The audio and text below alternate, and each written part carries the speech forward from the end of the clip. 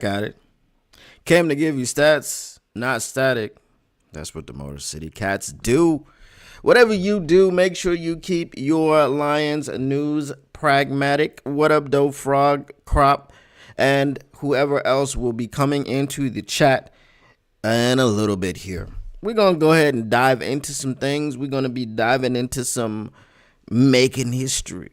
We'll be talking about some Jahmyr Gibbs. We're going to be talking a little bit about a topic that I touched on yesterday, talking about Ife Melifonwu and how he's being used on that defense. We're also going to get into some news and rumors, some around the league stuff, around the Lions. And we got some ridiculousness that we need to talk about when it comes to the national media, because the national media just won't stop.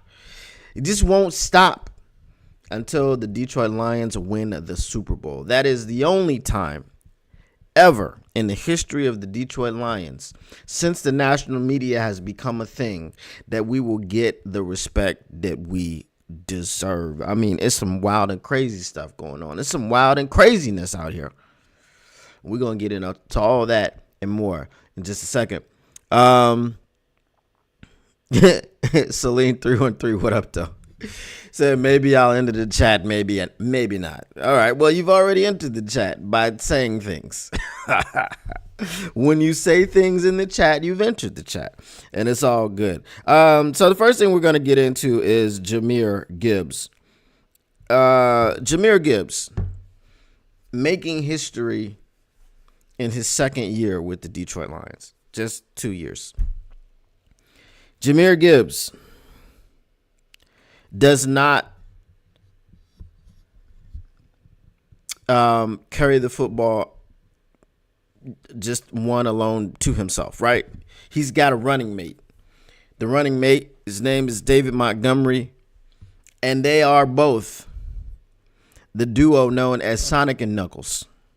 So Jahmyr Gibbs has been part of a duo since he got into the league. He's never been the lead back.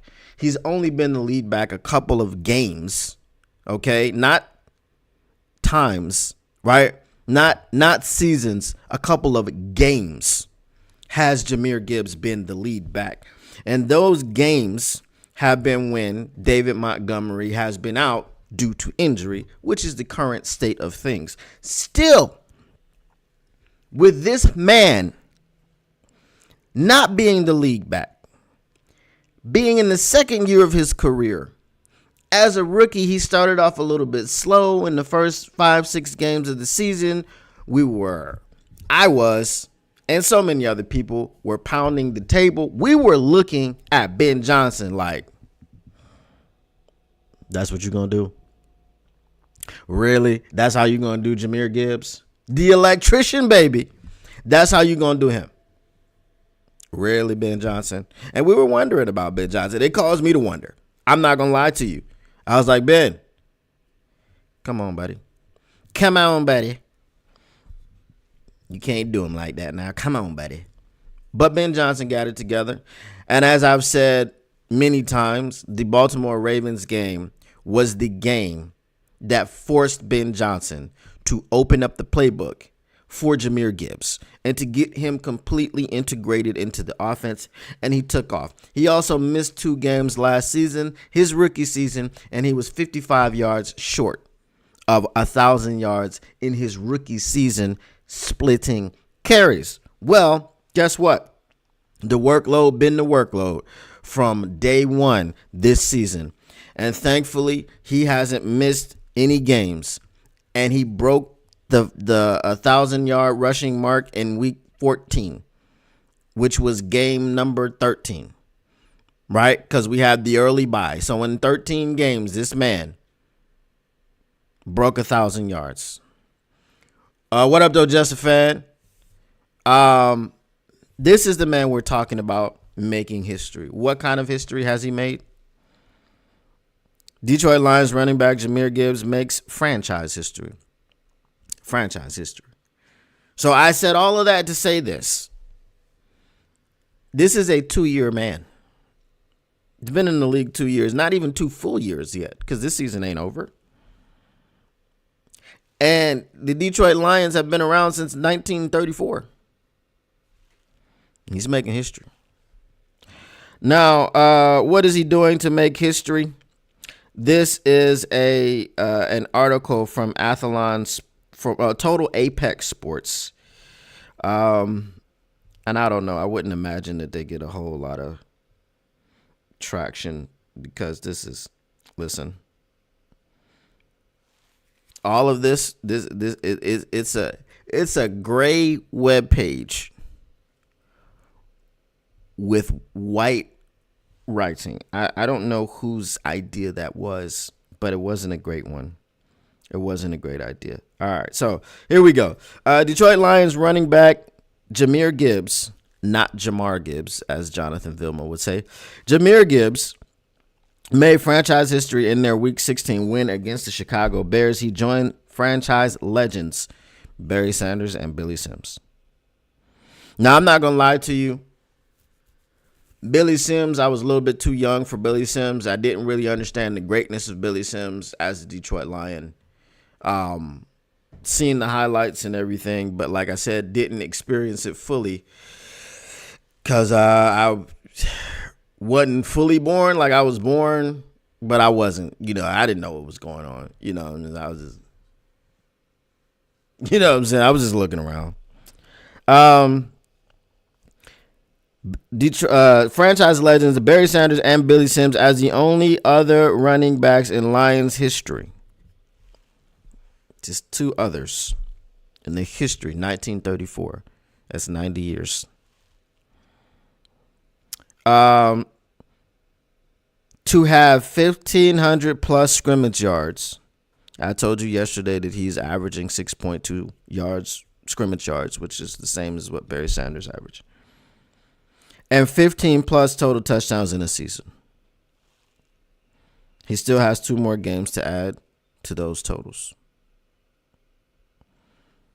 This is a man, again, I asked the question yesterday. If you put him in Philadelphia and he's not splitting carries, and I want you guys to tell me I want you guys to tell me what you think his numbers are in the chat.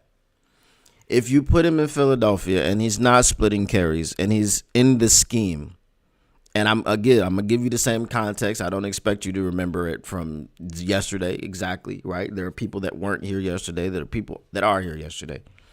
Saquon Barkley is leading the league in 10-plus yard touchdowns in which he is untouched. A touchdown, again, like I know it sounds crazy, right? A touchdown where the running back gets the football and travels 10 or more yards and does not get touched by the opposing team. They don't get a finger on his body. Pause.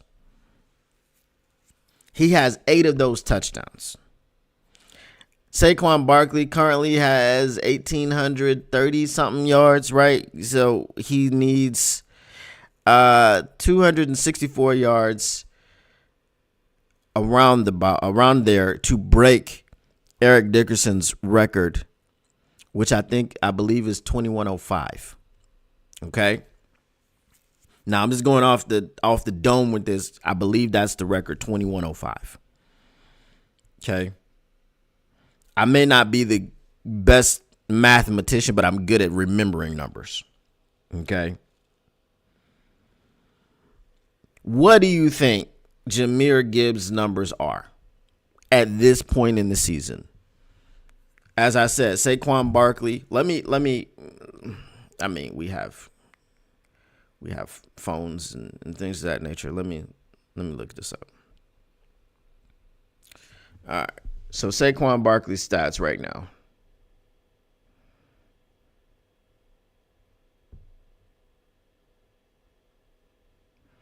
All right. Saquon Barkley has 1838. Okay. And let's see what his record is. Eric Dickerson rushing record.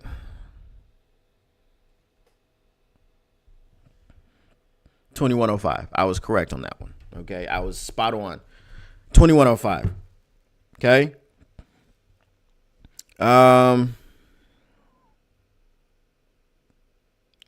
So let's see. 2105.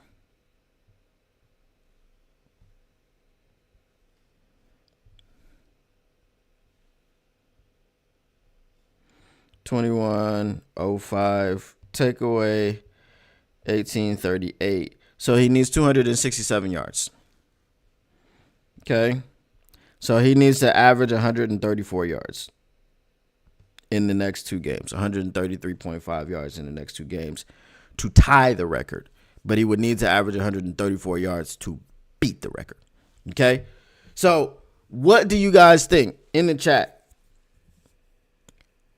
would be Jahmyr Gibbs' numbers right now if he was in the same situation as Saquon Barkley? Saquon Barkley does not split carries. Okay? As I said, going into the game in Chicago, or not going into the game in Chicago, going into the Buffalo Bills game, I believe Jahmyr Gibbs and David Montgomery were separated by 2 carries. Just 2. David Montgomery had the 2. Okay? But they were really like almost 50-50 in carries. Okay? Almost 50-50. So what do you guys think in the chat? I think this may be controversial. I think if you put Jahmyr Gibbs in the situation that Saquon Barkley is in, Jahmyr Gibbs already has 2,000 yards.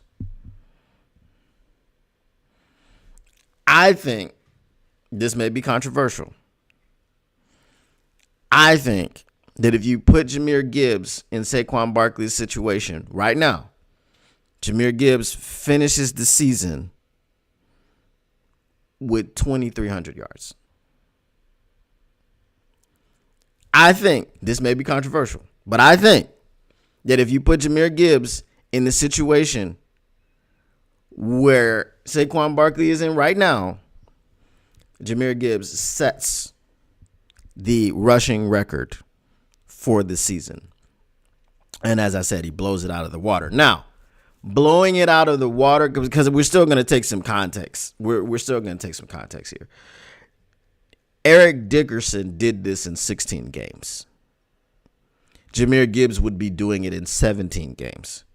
Right now, we are 13-2, which means we have played 15 games this season. I do believe that against the San Francisco 49ers, well, it wouldn't be against the San Francisco 49ers. Obviously, it would be against the Dallas Cowboys, right? Because you gotta trade places. You gotta put Jahmyr where Saquon is. You have to put him on the Eagles. You have to put him in that division. He has to play the same schedule. You can't mix anything, right? When he went for 252 or something like that against the Los Angeles Rams, I think in that situation, Jahmyr Gibbs goes for over 300. I think Jahmyr Gibbs goes for 320 in that game, 70 more yards, right?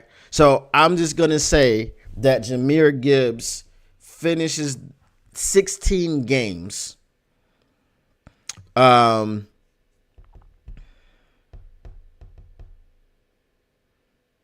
with 2,200 yards. That's what I believe.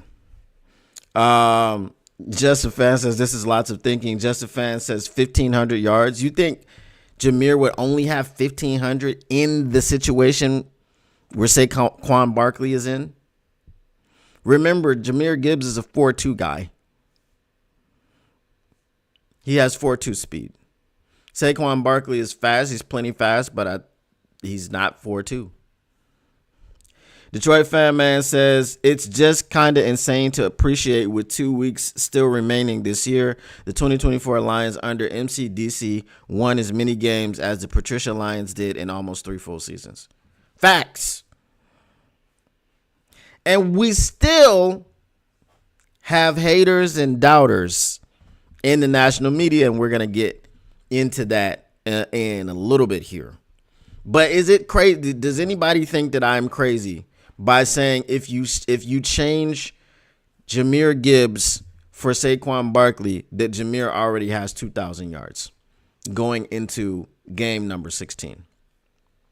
Kane Press, do you guys think we will still be a good team next season? Well, my question would be to you, why wouldn't we be? We're doing all of this at 13-2. We're 13-2. We've been losing guys all season on the defensive side of the ball. They've been dropping like flies. And we're 13-2. We didn't lose a game without Hutch for,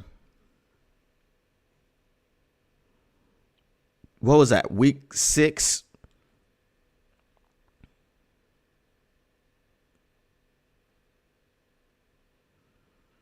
I think we were 4-1 at the time that we lost Hutch. So it took 9 games for us to lose a game without Hutch. Celine 313, no, not scrimmage, rushing. Saquon has 1838 rushing right now. It's not scrimmage. Kane presses because Ben Johnson. I mean, I don't know that Ben Johnson is leaving. But if Ben Johnson does leave, I think we take a bit of a step back on offense. I'm not so worried about AG leaving. Not because I don't think he's great, and I do think he's a good coordinator, but I feel like if your defensive coordinator leaves, defense, like, so we can take principles, right? Defense, stopping the run is about your attitude, right? Your toughness, about not backing down, and, obviously a bit of scheme here and there, right?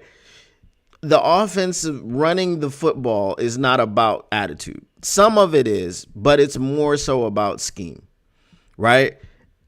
And obviously who's blocking who and where your gaps are, what your protections are. All of this is a big part of having a dominant running game, but stopping the run on its face. And I'm not saying any of this stuff is easy, but stopping the run on its face is easier than manufacturing the running game, if that makes sense to you. Frog Crop says, how much does Gibbs have right now? Rushing, let's see. Because we said all purpose, he has over 1,500.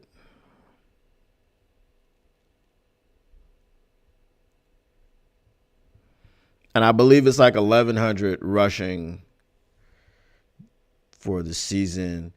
Yeah, 1,156. He's got 1,156 right now.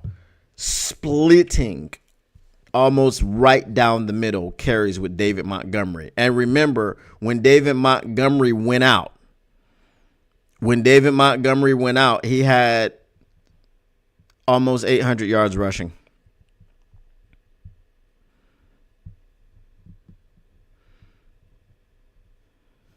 So if we gave 800 yards to Jahmyr Gibbs, that's 19. He's already 1956. So very, very close to 2,000 yards.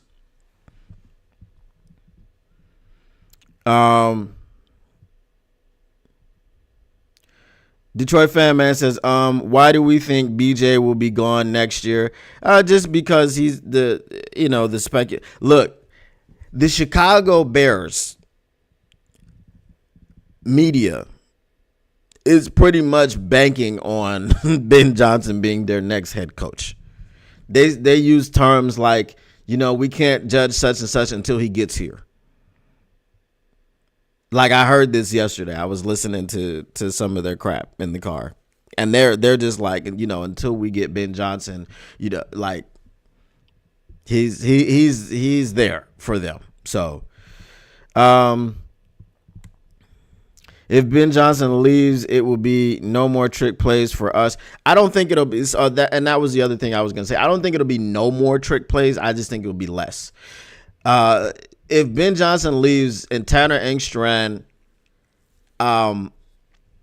steps in, like, he's already being groomed to do that, so he understands like what it means. But I don't know that Tanner Engstrand is a crazy man like Ben Johnson who comes up with all of these trick plays, right? He may be tinkering with the trick plays, and who knows? He may be a brilliant offensive mind, and his offensive mind may be even more brilliant than Ben Johnson. I don't know, right? Maybe it's a situation where the student surpasses the teacher. It's possible. But I don't know Tanner Engstrand's play calling abilities and how he views offense until he gets in there. But like I said yesterday, what I believe is going to happen with the coordinators, you have to look at the Patriot way. And the system was whoever, when you come in, and Tom Brady was there, Josh McDaniels was there, right? The defense was through Bill Belichick. So you had pieces that were in place that it didn't matter when someone got hired away. If Brady was there and Belichick was there, the Patriots were going to be just fine. So what I'm thinking, Jared Goff is not Brady, but Jared Goff, now having so much stability, he can dictate if a new guy comes in. And again, if they're promoting from within, that's going to be the intention, is to keep things the same, right? We're not asking anyone from the outside to come in and try to bring in their system and, what if we change, what if we go to from a man blocking scheme to a zone blocking scheme, or vice versa. No, we've got our players. We've got the way that they've been doing things for the last 4 years.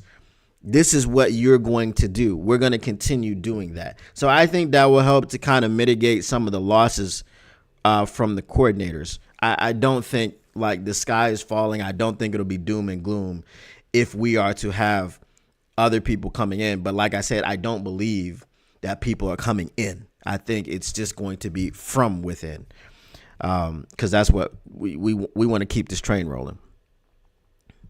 Frog Crop says no split, 2000 for sure. Detroit Fan Man says sure, but BJ also said he has two criteria: organization, alignment, and recognition from a team of its mistakes with the willingness to fix them. Sure as hell ain't the Bears. 100%. If those things are true, I mean the Bears' dysfunction is next level. It's like if you were to drink dysfunction, you get drunk off of the Bears dysfunction. I mean, it is top quality. It's 100 proof. Taylor Made said, here's the difference, Chef. The Eagles run the RPO. The Lions don't. Jalen Hurts had 630 yards. Right now, Jared Goff has 59. So it's not the difference. What I'm saying is you're putting, right? You're taking Jahmyr Gibbs and you're putting him on the Eagles, and you're removing Saquon Barkley, right? That's what I'm saying. That's the difference. So yes, you are putting Jahmyr Gibbs into the exact same situation that Saquon Barkley is in. I am not talking about, okay, if you take away David Montgomery and the splitting the carries. No, I'm saying if you take Jahmyr Gibbs and put him on the Eagles, right? What does he do instead of Saquon Barkley? It is a 1-for-1 comparison. It is not a scheme difference. It is nothing. What is the 1-for-1 comparison? Remove Saquon Barkley, insert Jahmyr Gibbs. Right? I want to be clear on that just in case, because, things are different. I know the scheme is different in Detroit than it is in Philadelphia. That was why my point was, if you put him in Philadelphia's scheme, aka put him on Philadelphia's team, what does he do in the situation that Saquon Barkley is in? GG Dope, nice to see you. Appreciate the subscription. Says, I would say Jahmyr Gibbs is our number one priority free agency signee whenever that is. We still got 5 years. Not 5 years, but I'm sorry. We still got 3 years because he's on his rookie deal. He was the number 12 overall pick. We'll pick up his fifth year option. So we've got 3 years with Jahmyr Gibbs before we have to think about an extension.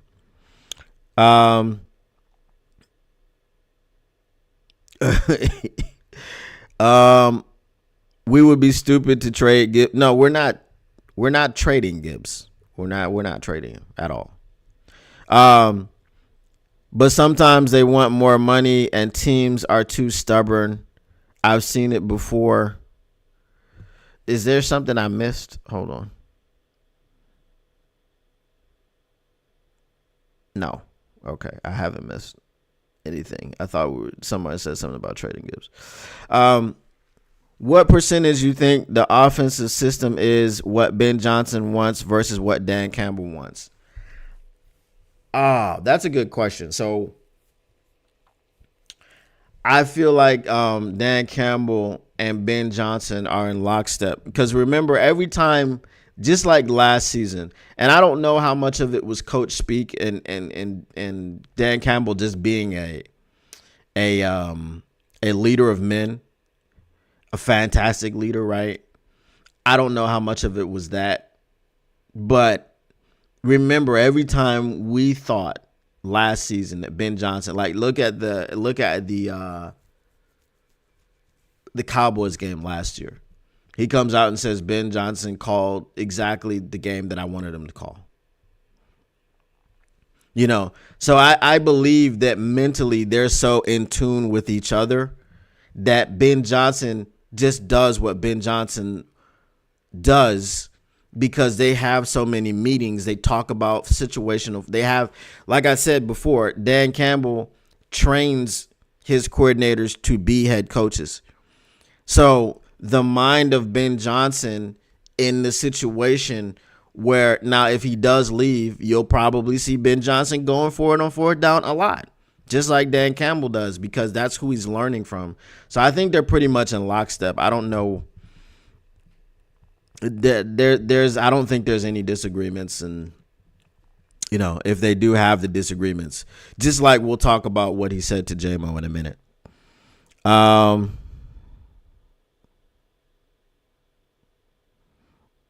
TaylorMade Media says fantasy. This is a conversation. This is a hypothetical conversation. It's a hypothetical conversation. So if you missed it, I'll go back to what this was originally about. Okay? It's Jahmyr Gibbs in his second season splitting carries with David Montgomery has joined only the great Barry Sanders and Billy Sims in Lions history. The Detroit Lions arrived in Detroit in 1934. He is one of three backs, as I said, Barry Sanders, Billy Sims, in the history of the Detroit Lions to go over 1,500 plus scrimmage yards and 15 plus touchdowns in a season. It has only been done by these three men, and Jahmyr Gibbs is splitting carries. That's where the whole conversation started. So, yes, it's a hypothetical conversation about what do you think he would do in Saquon Barkley's situation.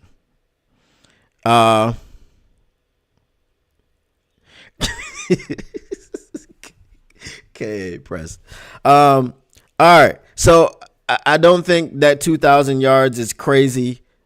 Right now in game number 15, I believe that he would have over 1,000 yards, or he would have at least 2,000 yards, and I believe he would finish week 16 or game 16 with 2,200 yards.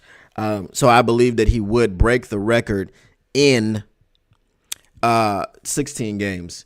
And if Saquon Barkley doesn't break this record in 16 games, if he doesn't break it next week, right, which he would have to get damn near 300 yards to break it next week. But if he doesn't break it next week, okay, or remember, he needs 267. So he hasn't gotten 267. They are playing against the Cowboys, but the Cowboys have been playing much better of late. I don't think the Cowboys are giving up 268 yards on the ground. If he doesn't break it next week, for sure he'll break it against the Giants, because the Giants are a lost cause. Do you, in the chat, I know I do you believe that there is an asterisk next to that record because it took him 17 games to do it, and Eric Dickerson did it in 16 games? I don't think you can take a 16-game record and be like, oh, he broke it, but it took him 20 games to do it. That doesn't make sense to me. The playing field has changed. If you're going to have the record, it needs to be like written in the record books that like there's an asterisk. This was done in 17 games, but this record that has stood the test of time for 40 years or whatever was done in 16 games. And until someone does it in 16 games, we can't really respect it the way that we think we should respect it. Kane Press is geriatric phobic. She said, I'm just saying because I hear my aunt in the kitchen with her next door neighbor. Yes, asking about somebody else's business. So yeah, that was the point. But do you guys think that there should be an asterisk, or do you think that, hey, it's only one more game and it's, not that bad? Because this is the thing that I was saying about the LaPorta situation. It was like, bro, and then we see Brock Bowers has broken his record already, but that Ditka record, I think that's back when they were playing 12 games. Ditka was like balling. Ditka was averaging like 120 yards per game, because I think he had like 1,200 yards. So it was something like 110, 115 yards per game, because it was only 12 games. And all those touchdowns, he was going crazy for sure.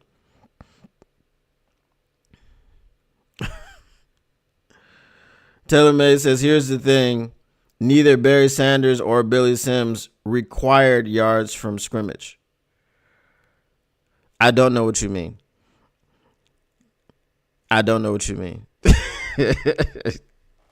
Yards from scrimmage, you're saying it didn't have to be that. Listen, Barry Sanders I believe, is still the only running back in the history of the NFL to average 1,500 yards rushing over 10 years, over a 10-year period. Also, the offense was very different. Okay? Also, and here's the thing, Taylor made, what you are, because I think you're throwing a little bit of shade at Jahmyr Gibbs. Who was the other running back outside of Barry Sanders? You have to think about it. Who was the other running back outside of Billy Sims? You have to think about it.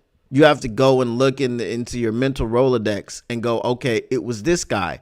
And how many yards did this guy have? 50? Like, it wasn't. Jahmyr Gibbs, this is why I started the way I started, is splitting carries with David Montgomery. And by splitting, I don't mean that David Montgomery comes in every now and then and takes a carry away here and there. Splitting. And David Montgomery, before the Bills game, was ahead by 2 carries, which means that David Montgomery had more carries than Jahmyr Gibbs.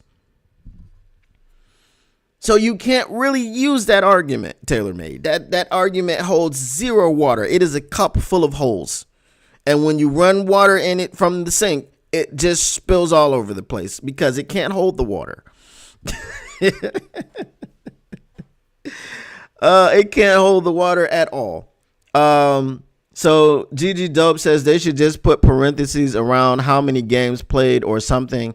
Like if they played 16 and had so many yards, do the yards per catch or whatnot and put it in the stat line, but put them all up.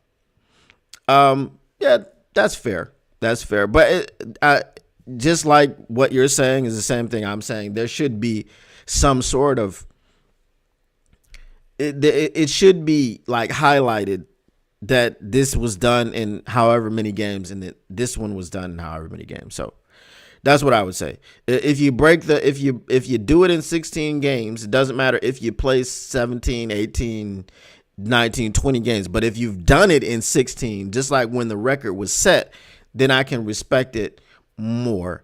I can't respect it like you're not breaking a record if it took you longer to do it, if that makes sense. Because it's a greater feat if it took you less time to do it than it is, Just like I'm not a fan of the guy over there in Los Angeles who plays for the Lakers, but it's like, oh, he's got yeah. Well, I mean, if you play for 40 years, you're gonna have all the records. That's just the way that it is. But the guy that you're chasing played for 13 years.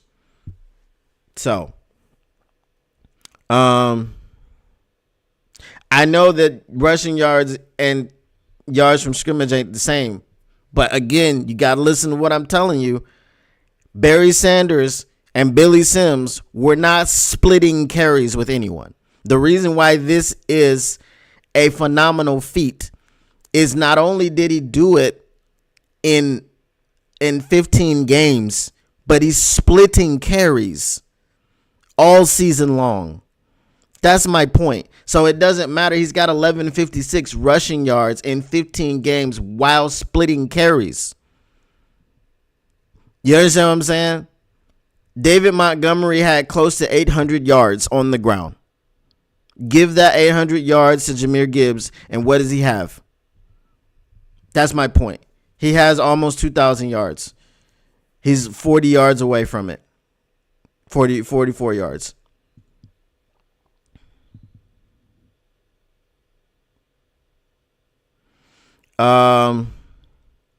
Stats can lie unless put into context. And Gigi Dope says and shoots 45 times a game. Right. So that's my point. Right. All right. So before I forget this, I want to get to what Dan Campbell said to Jameson Williams. He revealed his message. Okay, because we talked about this yesterday, and we talked about what Dan said to J-Mo after he got that penalty. So basically, he says he was great. He was great, Campbell said about his sideline interaction with Williams after the taunting call via NBC Sports Pro Football Talk. Came over and it's just, look, you can't give them a free ride. He knew. It's just get it out of the way and get back on the field. And he was good. That's what I love about him. He doesn't get bent out of shape. He just, I got it. And he goes back and it doesn't affect the way he played the rest of the game. He was great. I love where he's at right now. I really do. Okay? So,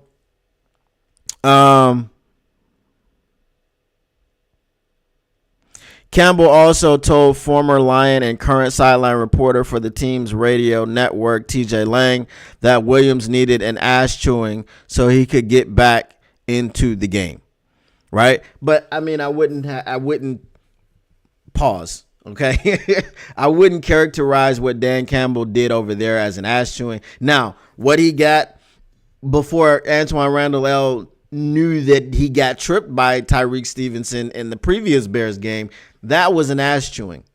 Okay, because it was just like late in the game, and he didn't really care about what the reasons were. He didn't want to hear it, right? But Dan Campbell, it was a lot tamer than that. It was just to wrap your arms around the kid and tell him what he needs to hear and get him back in the game. And you love to see the fact that the thing that all the JMO haters out there, and if you're a JMO hater, you hate my show. Okay, I've had in the past a Houston hater that says he wasn't a hater, he was a doubter, and he was so bent out of shape that he unsubscribed from my channel with both of his accounts and he left. Okay, because I mean, a hater and a doubter, I don't understand really a lot of the difference. I guess some of the words that you use aren't as strong if you doubt rather than hate, but I mean, it comes from the same place. So this is the thing that the Matt Derrys of the world and all these people that are all up in arms about Jameson Williams grabbing his crotch and celebrating, or he got a penalty and he's so immature and he's gonna hurt the Lions. Like I saw someone on Twitter say something which was I just felt it was like asinine. They were responding to someone's post and they were like, until he hurts the Lions in the playoffs, then what are you gonna say? He last season did nothing but ball out for the Lions in the playoffs. I mean, did you watch the NFC Championship game? Didn't he open up the scoring? Didn't he electrify all the Lions fans in San Francisco? Didn't he score 2 touchdowns? He scored the last touchdown, which put us in place to try to get an onside kick. Didn't he do that? Wasn't that Jameson Williams? So will Jameson Williams cost the team? Because look at Tyreek Stevenson, bro. That's who you guys, haters, think that Jameson Williams is. You think he's doing self-destructive things or things that are just really, really hurting the team. You think that Jameson Williams is, what's the dude's name from Jacksonville? The guy that they drafted instead of Hutch. Trayvon Walker, right? When they had a chance to get the ball back, to give Mac Jones an opportunity to go down and beat the Vikings, you commit a freaking penalty after you've just stopped them, and they were going to give you the ball back because you pulled them up to a 4th down, and you commit a personal foul penalty that happened with you not understanding the situation at all, yanking at and punching at the ball after the whistle, which was completely ridiculous. That's who these haters think that Jameson Williams is. And what Dan Campbell showed you when he said he ain't getting bent out of shape, nothing. You tell him what it is, he tells you, I got it, and it doesn't affect him for the rest of the game. Did he stare him down? Yes. I would have stared him down too if I burnt him by 20 yards. Did he stare him down? Yes, I would have stared him down too if this man thought he was on my level and he's really my son. Right? Did he stare him down? Yes, I would have stared him down too if I just helped my team beat you by double up your points. We beat you by 17. It was 34-17. So, I mean, just if you're a Detroit Lions fan, you should be rooting for Jameson Williams. Right? because this man is supremely and immensely talented. Just like Sick Argument said, Jameson Williams is youthfully exuberant. It's not a big deal. Right? Fantastic human being. Okay? He's a young guy, right? A kid, as you guys would say. We've all got, kids. Most of us do, right? If you have teenage kids or kids that are a little bit older than teenagers, you see some things. You see some choices and some decisions. But J-Mo ain't out here hurting the team. He loves this team. He loves playing football. Right? When he got suspended for the Adderall or whatever the hell it was, close people are checking in on me, making sure I'm all right. Like, nobody needs to check in on you if you're good. Like, I got suspended. So what? Let's go to the club. No, that's not his character. That's not what he was doing. It hurt him inside, right? That he couldn't be with his guys, that he couldn't be playing, that he couldn't be, involved in the success of the team. That hurt him. The man blocks his ass off. The man celebrated. Look at last season, how he celebrated David Montgomery's 75-yard run that he ran up and took out two guys on, ran past him. All of that effort on a play that he blocked somebody in the beginning of the play and ran down the field to take out two more people. What are we doing? What are we doing, man? I don't know. It just struck a chord. I don't know, bro. But what are we doing? What are we doing with the hate? If you hate Jeff Okudah, fine. He had no talent. Terrible. As I said yesterday, on the Detroit Lions, Jeff Okudah had more jersey number changes than he had interceptions. 3-2. All right, let me get to some of your comments because I know I went off the deep end on that. What up, though, Lone Spoon? Yes, exactly. It said 18 in the building and only 8 likes. Please hit the like button. Smash the like button for your boy. We got 23 right now viewing. We got 9 likes. Come on, man. Make that different. Make that different. Make it 23. Taylor May says, why don't we just fit Jahmyr Gibbs for a gold jacket tonight and be done with it? Boy, listen, if Jahmyr Gibbs continues on this pace, you will be fitting him for a gold jacket. That is the point. That's the point of the whole conversation about him making history in only his second year in the league while splitting carries. The point is that he doesn't have all of the opportunities. He is special. He's a special player. At one point in this season, for a stretch of games, he was averaging 6 yards per carry. Early in the season, he joined, I think it was Barry Sanders, as the only Detroit Lion to average 6 yards per carry with a minimum of 10 carries for like 3 straight games.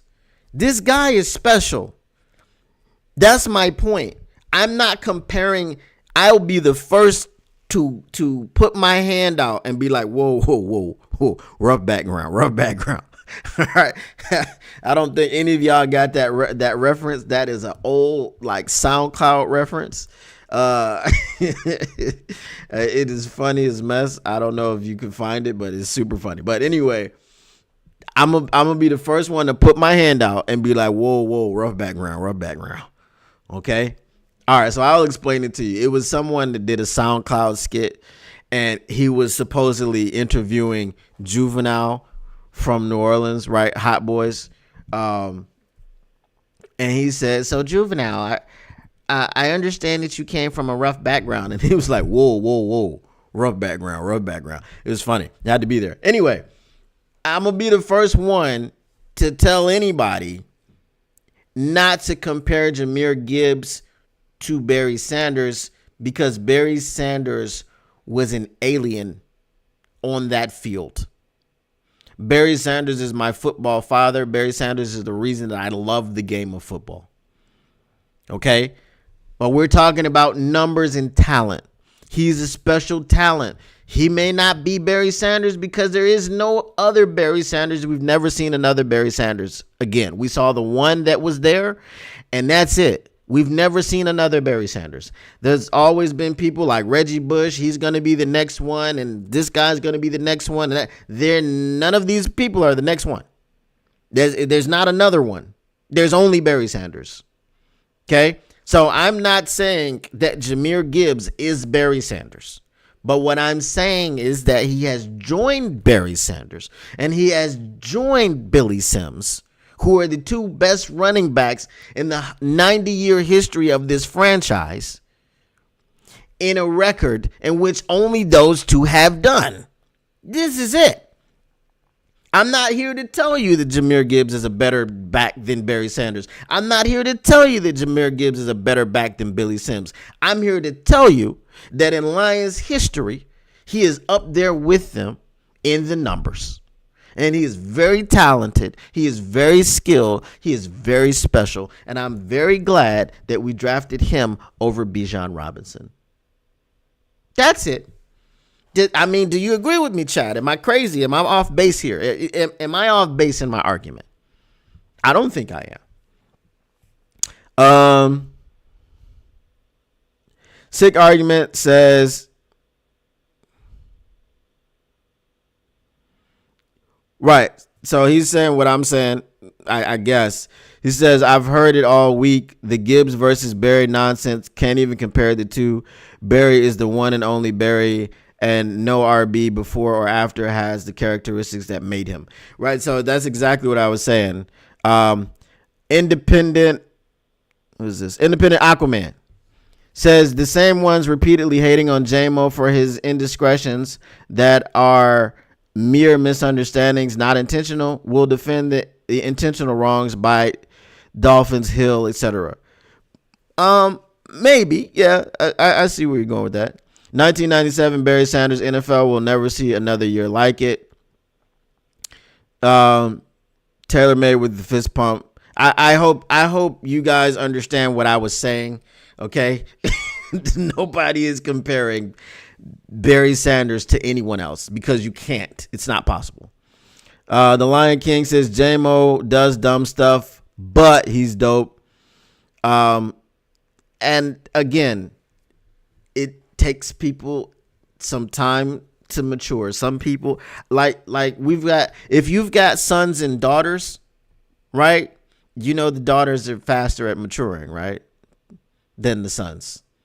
With all of these guys, all of these men that are playing football in the NFL that are below the age of 25 have a prefrontal cortex that is not fully developed. It's not fully developed. So they're playing with not a fully developed brain, and the prefrontal cortex is the one that dictates your decision making. And then they're smashing into each other, with these helmets on, getting concussions and causing, trauma and damage to that prefrontal cortex. So some of them are going to be doing some dumb things in the heat of the moment. Just like I said, Trayvon Walker did that. Right? It happens. Independent Aquaman says, I was wondering who this next great DLRB was, but now I realize you mean the first was Barry and Jahmyr is the next. I thought it was Jahmyr, then someone after him. I thought wrong. All good. So you're right, Barry. Gigi Dope says, you're right. Barry Sanders was an alien. Those legs were wicked. You're dead on with the Jahmyr Gibbs pick. Thank you. Only thing I question about Williams, my namesake, is he hangs out on West Nichols, George's late nights where thugs hang. I mean, Lion King, he's from St. Louis. He feels comfortable. His entourage is armed. And I believe he's good in the city of Detroit. Right? Even thugs respect the Detroit Lions. It's just the thing. Thugs love sports too. Okay, remember when Jordan said, or supposedly said, they said later that this wasn't true, but Jordan said Republicans wear sneakers too. Thugs watch the Lions too. He's good. He's good in Detroit. Okay.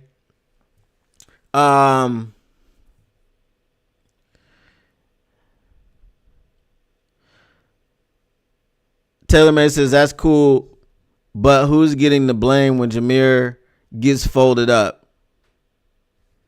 What your arguments, Taylor made, they just be all over the place sometimes. Gibbs will earn and build his own reputation with his own talents, but Barry didn't have Jets speed.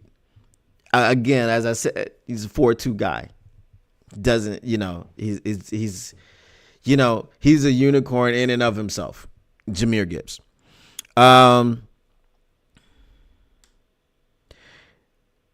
Okay, did we? Okay, all right. So K ain't pressed. She says I'm back. Oh dang, I missed a bunch of comments. Hold on. I'm trying to get to all your comments, right?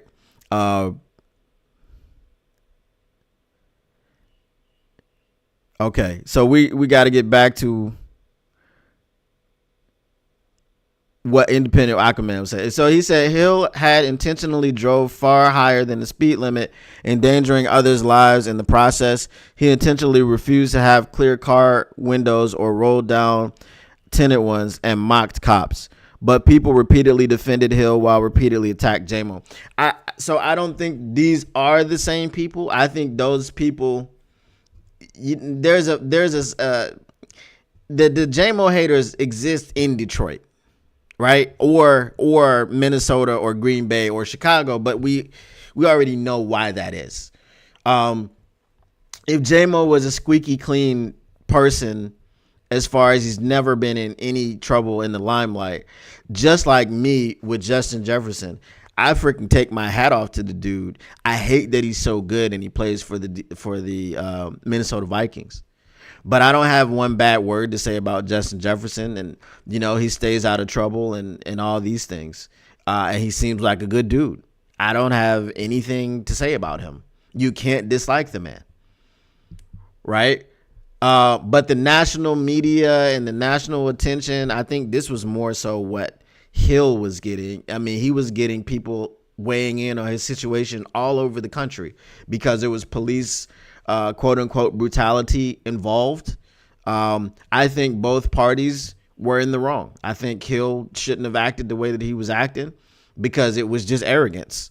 And we don't, when we saw the situation with J-Mo and the police, there was no arrogance there. People were trying to say, he was using, I play for the Detroit Lions. That's not how he said it. There was fear in his voice. There was understanding that he was in a bad situation and he just wanted to try to sway somebody the way so he could keep playing football. He did not use it arrogantly. He was like, but I play for the Detroit Lions though. Like, he was pleading his case. He wasn't like, do you know who I am?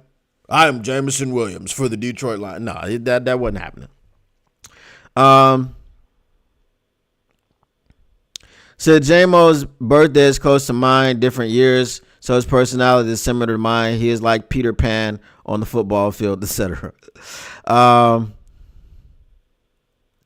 Let's see. Let's get back to J-Mo haters see him as a gadfly. They get super annoyed he delivers on raw talent versus what they would define as professional qualities. I agree with the premise, but also see the high rise ceiling.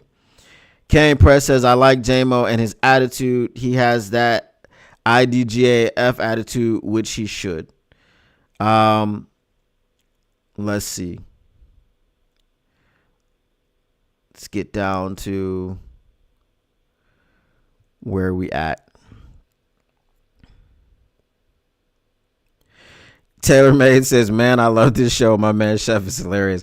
I'm glad you love the show, man. And I'm glad you feel welcome here because I know that there are other places where people didn't welcome you and that was just wrong.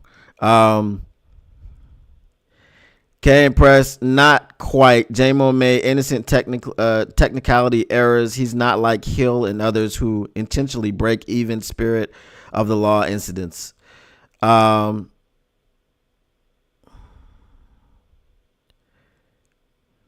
Just a Fan says, when J-Mo develops a work ethic like ARB, he will be unstoppable, in my opinion. So, Just a Fan, he has developed that work ethic. And remember in training camp, when Dan Campbell was saying he was a man on a mission and he was just going to leave it there. So they've been very impressed with his work ethic. They've been very impressed with, his studying, and he got the mentorship from Teddy B, and, he's still a work in progress, maybe he's not catching 202 balls after practice on the jugs machine, and maybe he needs to do that. But his work ethic has greatly improved. Like, his professionalism has greatly improved. I mean, the Tyreek, like, J-Mo gets into situations that other people get into. Tyreek Stevenson and Jameson Williams had the opportunity to go to the levels of Andre Johnson and Cortland Finnegan. If you know, right? But it didn't go anywhere near that. Andre Johnson let Cortland Finnegan get under his skin to the point where he was throwing haymakers. He was trying to take that dude off the field, not in a football sense, right? That turned into a boxing match. Jameson Williams got tripped by Tyreek Stevenson in game and just flipped the ball at him. Was not aiming for his face. Funny as hell that it hit his face right in the mouth because he was doing the talking, but it didn't go there. So, I mean, there have been battles on the field between players before. It happens. But the fact that Jameson Williams has had a few other issues, the light gets shined really brightly on it, and it's not fair, and it doesn't make sense.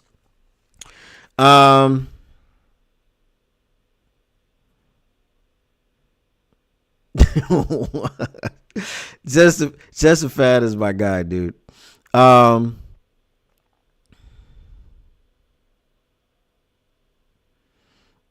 Jameer is a thug. When did that happen? All right, so I've lost a few things. I'm glad the chat is rolling today.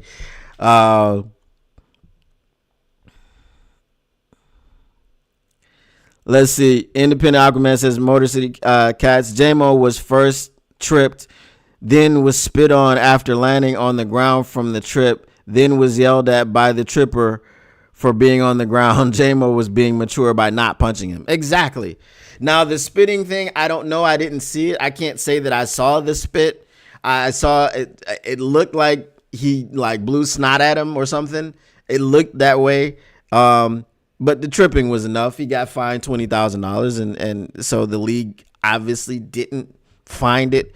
Find it something that he should have done. All right, so Artur says, if you watch J-Mo in interviews, pay notice to how little eye contact he makes. Classic ADHD.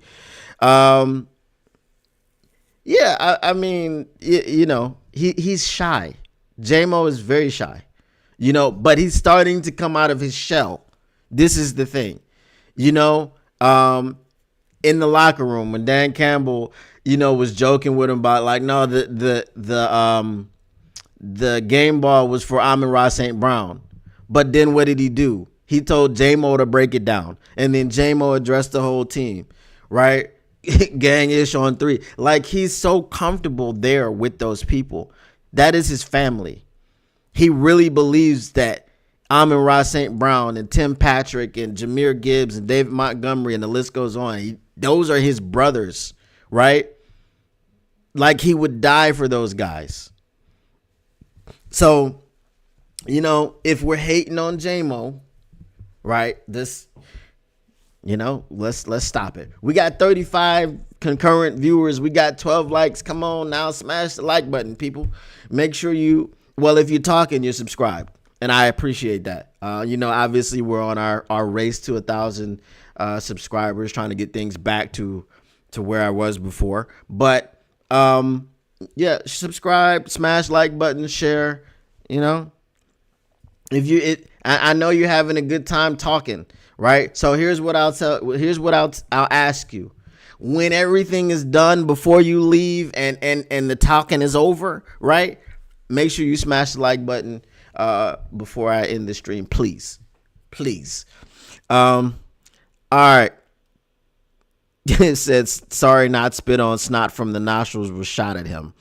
Other knives known as goobers. Keitho says, just subscribe. J-Mo is a bigger man. That happened to me. I would be going back to Jackson LMAO. If you know, you know. This is Jackson Penitentiary. GG Dope says nobody better hate on J-Mo. Yes, let's stop it. Let's stop it. All right. So here's something that I wanted to talk about, and I don't have the graphic up, but we're gonna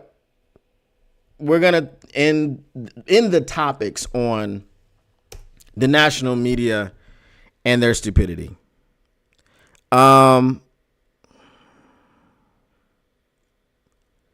Let's see if I can find it. So we've got two sets of power rankings. Okay.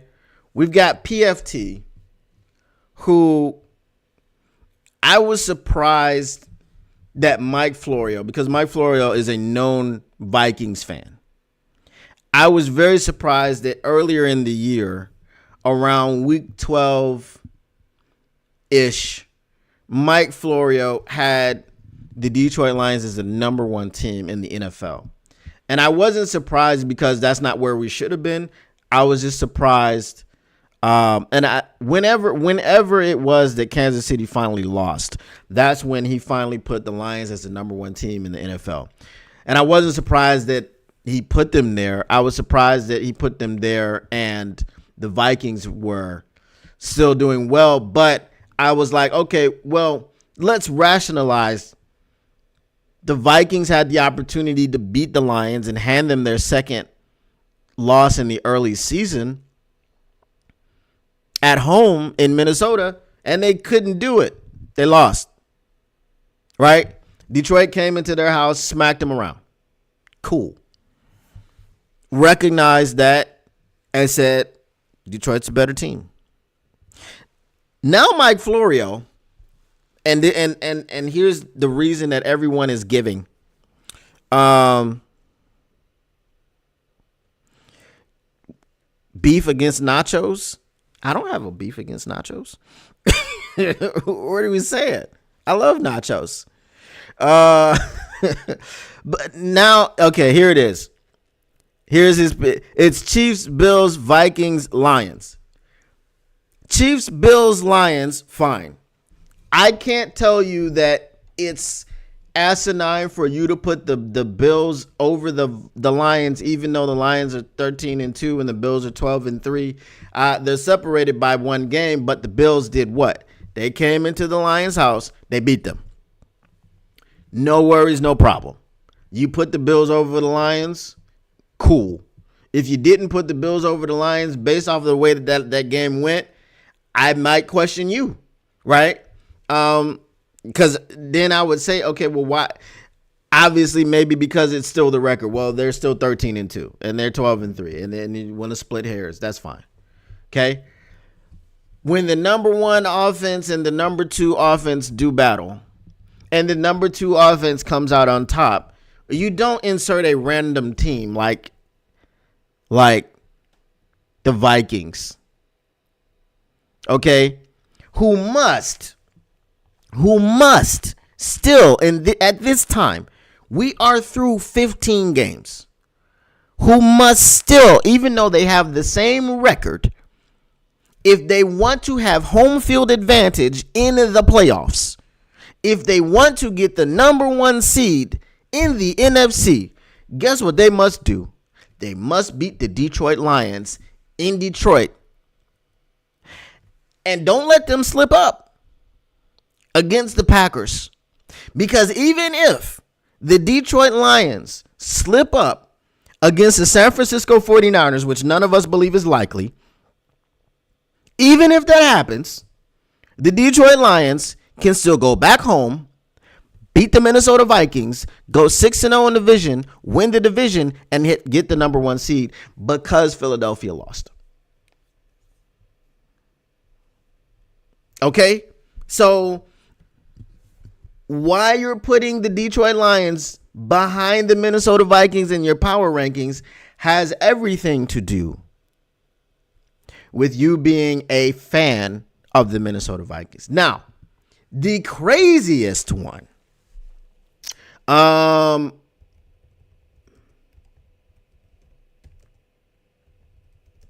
craziest one is this.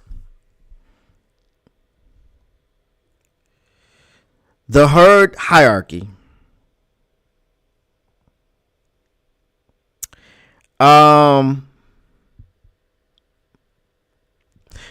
Basically, Colin Cowherd has put, I believe he put the Lions at number 5, and he put the Packers above the Lions.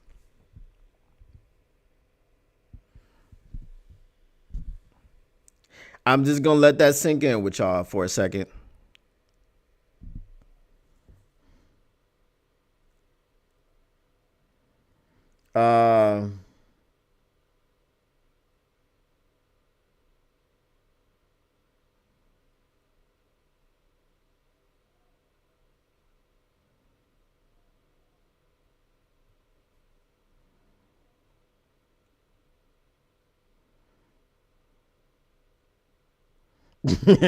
K.A. Press said, that's good. Your comments were about Jameson Williams' attitude, and you love the fact that he doesn't give a F what people think about him. I read a similar comment to that, so I didn't read the other one. So K.A. Press says, I want our starters to rest week 18, and I want them to get the bye. That is definitely what I would like to have. If the Lions win both games, how many weeks do they get off? 1 or 2? Well, it depends on what happens. If the Vikings do not lose to these vaunted Packers next week, and the Lions, they're still going to have to beat the 49ers and the Vikings. If the Vikings win and they're going into week 18, it doesn't matter. The Lions must beat them to maintain the number 1 seed. So if the Vikings beat the Packers, then there is no resting of the starters in week 18. Right? Now, if they win that game, yes, they'll get the first round bye, which is just 1 game, and then they'll come back in the second round of the playoffs. So now, Colin Cowherd apparently has bumped his head.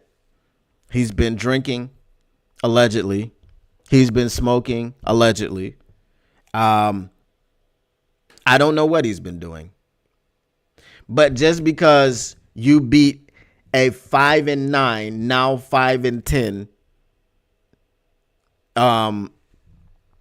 New Orleans Saints team on their 3rd string quarterback, 34-0. And oh, by the way, just won your 11th game of the season, while Detroit has 13 of them. And oh, by the way, you were swept by the Detroit Lions. That means the Detroit Lions came into your house and smacked you around outside in the rain. And then you came to the Detroit Lions house and lost. At what point can you rationalize? I don't care about injuries. Is Jared Goff injured? No. Is anybody on the offense of consequence injured? No. Did the offense just put up 34 points against the Bears? Yes. Did they put up 42 points against the Bills, albeit in a loss, did they put up 42 points? The week before that, did they put up 34? Did they do these things? Yes. They did them. So how you put the Green Bay Packers over the Detroit Lions when they had two cracks, two bites at the apple, and couldn't come out victorious, have a worse record, have no shot at winning the division, and will be a wild card team, is crazy. As I said at the beginning of this, the Detroit Lions will never get respect from the national media until they hoist the Lombardi. And there will still be some backhanded compliments. There will still be some, well, they're not going to defend. They can't win it next year back to back. As if you must win back-to-back Super Bowls for the first one to count. The first Super Bowl doesn't count unless you win back-to-back. And then you can count the first one, and then the second one won't count until you win 3 in a row. Like, come on, man. What are we doing? What is this? Is this real life?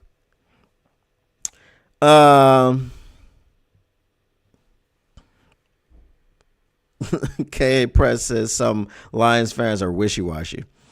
Some are. They're called SOL fans. Colin Cowherd is an opportunist.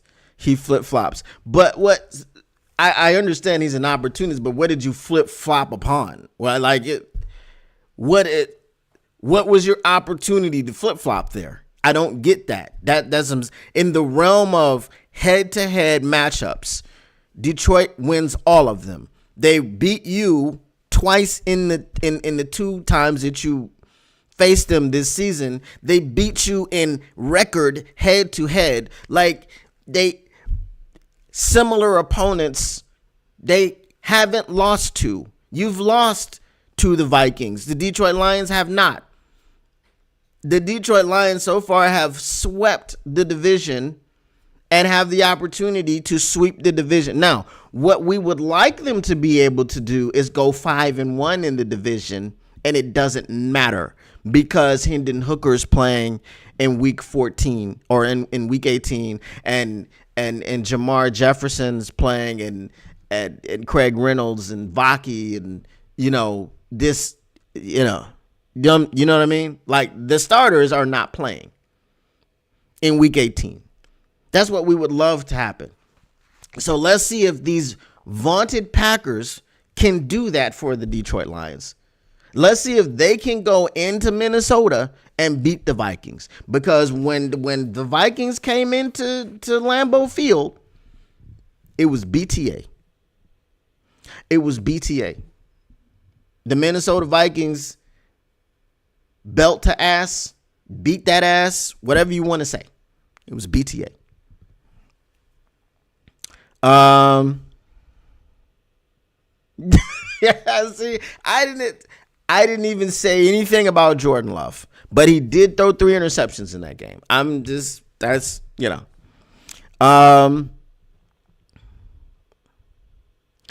James Willis says Rich Eisen has been very favorable of the Lions till recently. Now Eisen likes the Vikings. I mean, even Eisen, who went to goddamn University of Michigan, right? He's a Michigan guy. Now he's jumping ship. I understand the injuries. I get it. I really do.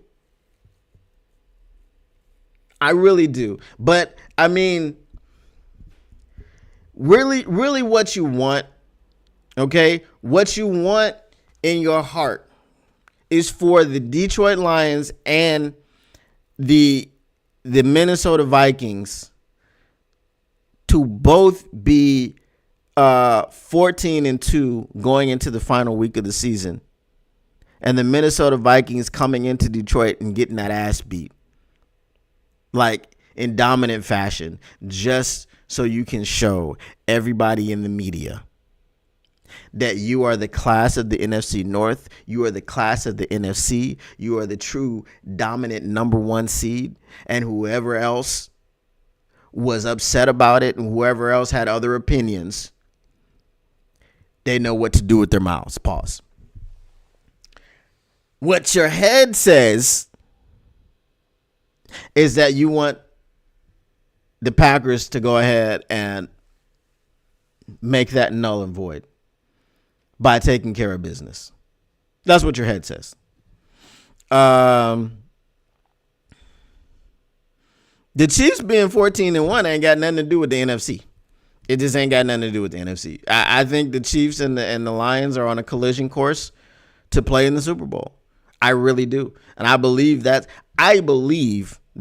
is the story that the NFL would like to see play out. Right? You've got a team that is doing something that is trying to do something that's never been done in the NFL.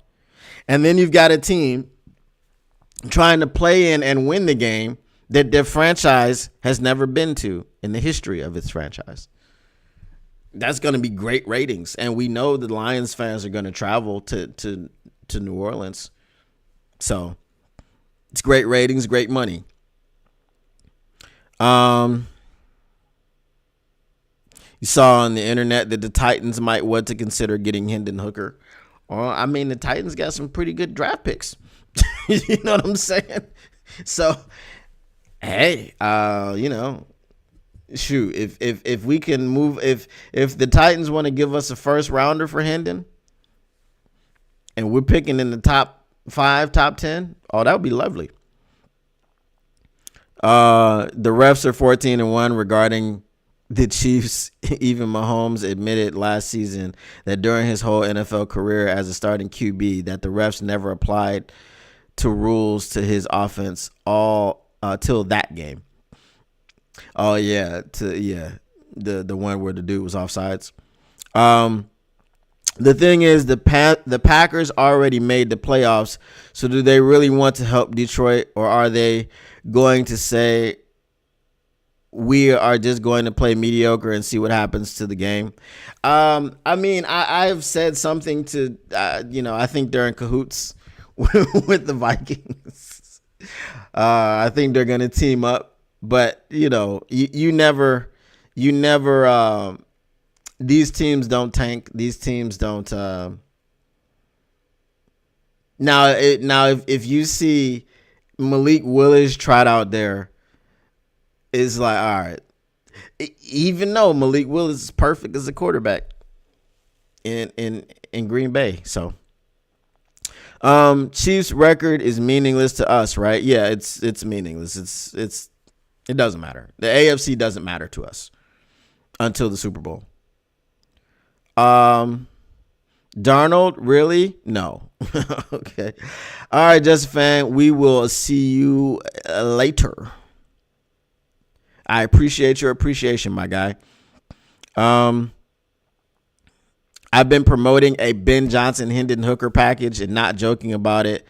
Makes total sense, and the Lions are fair enough to let Hooker go to get a shot.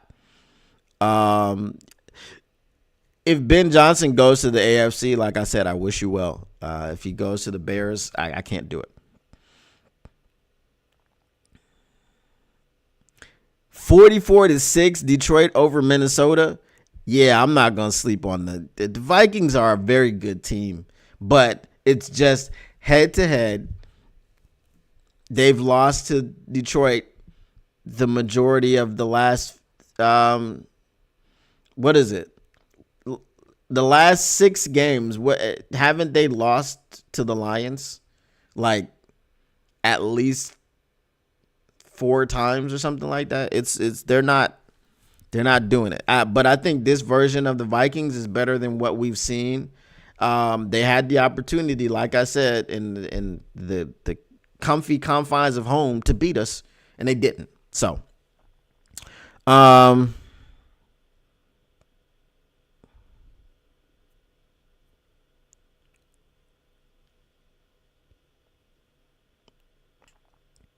yeah, and I never, ever, except for, I guess, the Bears. I did predict BTA, right?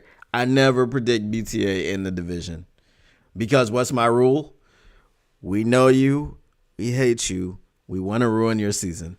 And The game, if everyone wins, the game in week 18 is going to be for the 1 and the 5 seed. Okay? If you are the 5 seed, you will be going on the road throughout the playoffs. If you're the 1 seed, you get the first round bye. You sleep in your bed. You wake up. You play a game. You sleep in your bed. You wake up. You play a game, and then you go to the Super Bowl. Obviously, it's not guaranteed, but that's the best path that you're looking for.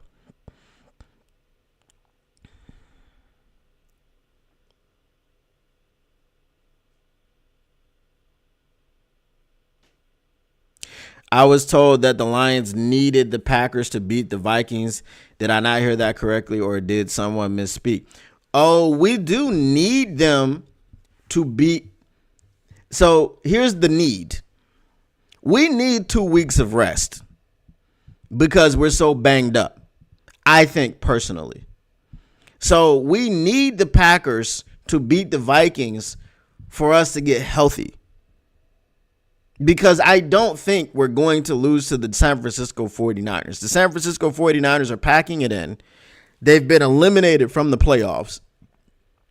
I think this season, I think that the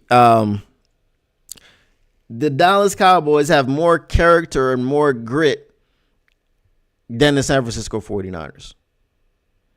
Trent Williams has already been ruled out. He's not playing. There's somebody else. I'll figure this out later, but as we talk about the game, I'm gonna suggest a stream on Saturday. I don't know because I'm gonna ask Easy if he can come through because I know no one will be coming through tomorrow. I mean, I will be streaming live, but obviously, like Woodward Sports and all that, they're not gonna be working, so I doubt he'd come through tomorrow, but I'd like to break the game down on Saturday anyway because it's freaking Monday Night Football, and I really don't want to do a game breakdown like Wednesday. It's too early in the week.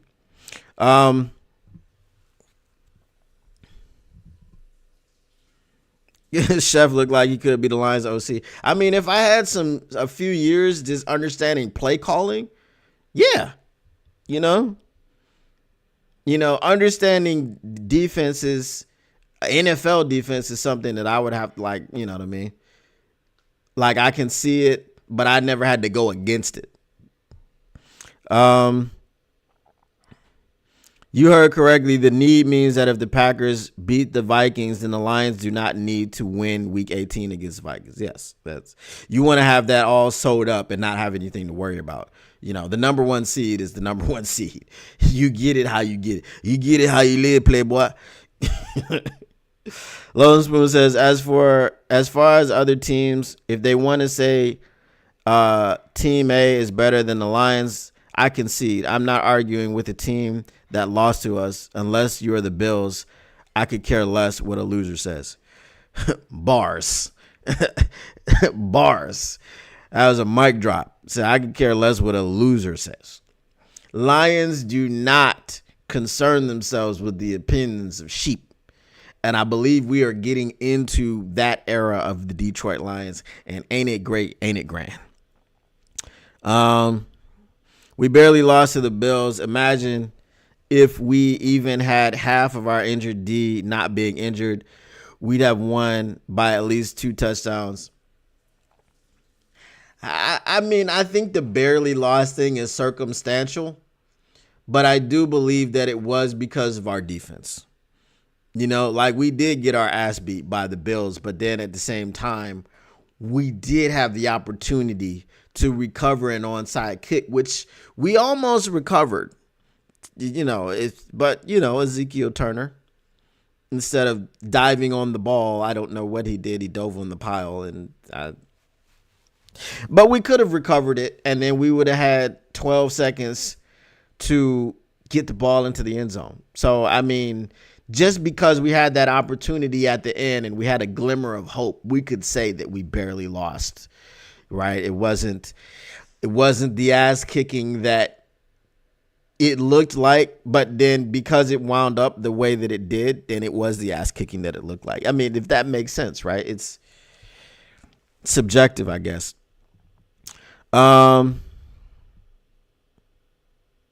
Road games in the playoffs I find to be meaningless if the offense is good and playing in a dome, or the defense is elite and playing outside. It's all washed beyond crowd. So I would disagree with that one, because the Rams came in there to Ford Field and that crowd was going crazy, right? And we did force a couple false starts. If your crowd can force one false start at a critical time in the game, that's all you need. Maybe, especially if it's in a one-score game.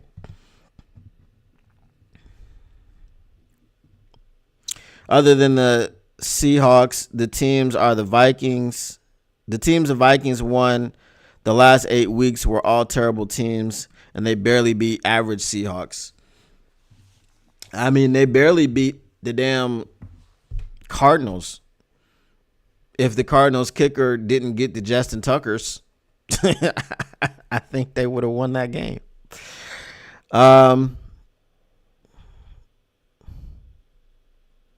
We don't hate Love. We hate the team he plays for. FYI, I've defended Love right off the bat, but said that he's above average, but not a probable Hall of Famer. Oh, I've got my Love takes, all of them. And it's basically that just, you have to do something for more than half a season for you to be crowned as next up. That's all. That's it. That's just where it comes from.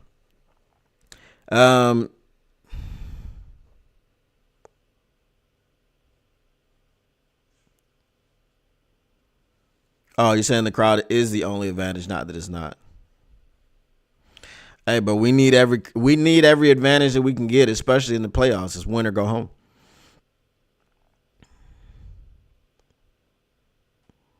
The Cards and the Hawks are average this season, and the Pack barely beat both. The rest were terrible teams they beat. You mean the Pack or the Vikings? Because I think they beat the Cardinals pretty handedly. At least I thought that's what it was. What up, though, Motown Mitch? What I've been telling the whole time, the Lions rule, the Bears drools, gotta believe a homie. Hey, we believed you, Motown Mitch, for sure. Jordan Love has proved that he's no better than Baker, Geno, CJ Darnold. Take that as you will. I think Love and CJ is more of a comparable thing. Because everyone wanted to crown CJ last season, and this season he's been running around trying to give rookies free game. And he hasn't played well this season. He's thrown 11 picks, and he only threw 5 last season. I think his team is going to win the division by default just because everyone else in the division barely has a pulse. I mean, he's in the division with the Jaguars, the Titans, and the freaking Colts, right? The Colts were the only team that had an opportunity to threaten them for the division, and the Colts messed around and lost both of the games against them. So, but that's why I say, I mean, when you're so quick to crown someone, at least CJ did it for the entire first season, right? But when you're so quick to crown someone that hasn't really done anything for an extended period of time, someone was, and I don't remember who it was, but someone was talking about, I think it was, I want to say it was Justin Jefferson, during receiver. And he was talking about, I think someone said to him, or someone was talking about Justin Jefferson. They were like, okay, he did it his first year, and it might have been Ryan Clark, it might have been the pivot, something like that. But it was somebody like former NFL players or current NFL players talking about what they look for. And it was like, okay, with Justin Jefferson, he did it his first year, and you were like, okay, let's see you do it the second year. And you do it the second year, and you're like, all right, maybe this is something here. If he does it for a third year, he's the man. And it was like, yeah, he did it that third year, and then it was undeniable. And it needs to be the same for the quarterbacks. But then when you talk about Baker and Geno and Darnold, well, that's different. I think Baker is the best of all of them. But they had, quarterbacks wear these tags. And I think with what Baker, Geno, and Darnold have done in their second lives, is if you will, this is Darnold's like fifth life. But it's just with a quarterback that was a high pick. Even Trevor Lawrence. I am not a Trevor Lawrence fan. I do not think that Trevor Lawrence is the second coming of Andrew Luck. I don't think any of that with Trevor Lawrence. But even if you get Trevor Lawrence into a system where a coach believes in him and they are willing to tailor things around what he does best, then I think Trevor Lawrence has a career resurgence, because right now he looks like a bust. I'm just being honest. The promise and the hype that he came in the league with, he's not lived up to any of that. And he does have a playoff win, but that was against Brandon Staley and the Los Angeles Chargers. And Brandon Staley is toxic, right? Brandon Staley goes to the San Francisco 49ers this year, and they go from the NFC Championship to from the Super Bowl to not even making the playoffs, which is actually pretty standard. Like the Super Bowl loser is very, very, very likely, based on the odds, not to go to the playoffs the next season. So, but it fits my narrative if I say Brandon Staley is toxic, and he's the reason. Darnold was suffering with a stupid organization in the Jets. So was Geno. This season with the Vikings has proven this, especially when Cousins went and sucked with the Cardinals. You mean the Falcons? I don't think Cousins sucking with the Falcons had anything to do with the Falcons organization. I just think he's almost 40 and he's trying to come back from a major Achilles injury. Right? If you've ever seen if you're an analytics person, I'm not a real big analytics guy. I don't get all into the stats and things like this. I'm an eye test guy, and what I can see in front of me, coupled with the stats, I believe my eyes, right? And this is why I say what I say about Trevor Lawrence. Right? This is why I say what I say about Caleb Williams. I know that he has the talent. I know he has the skill set. If he doesn't stop the hero ball, he's never going to be anything. Now, if he gets a coach that can, tailor things to him and get him to fall out of love with hero ball, then Caleb Williams is going to be a problem for a while.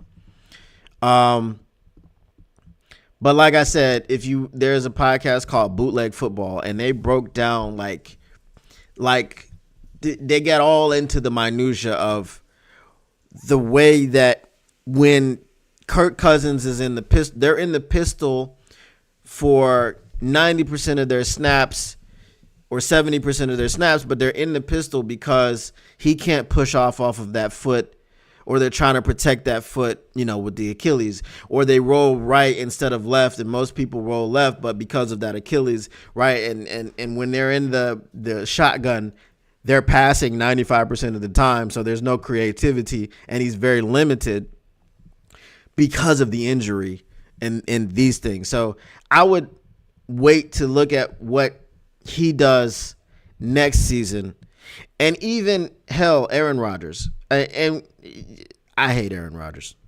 And he's older than Kirk Cousins. So maybe with him, he's done. Okay? He had the Achilles. Maybe he has looked better the last few weeks. But I think Kirk Cousins is more likely to come back. Kirk Cousins has been who Kirk Cousins has been. I mean, he overachieved in Washington. He overachieved in Minnesota. And I think he'll continue to overachieve if he gets back 100% healthy and he can roll right, he can roll left, he can hand off right, he can hand off left, he can boot this and boot that, and he can fake this and fake that. But as long as he's limited by the Achilles, I don't think Kirk Cousins is going to do much. Are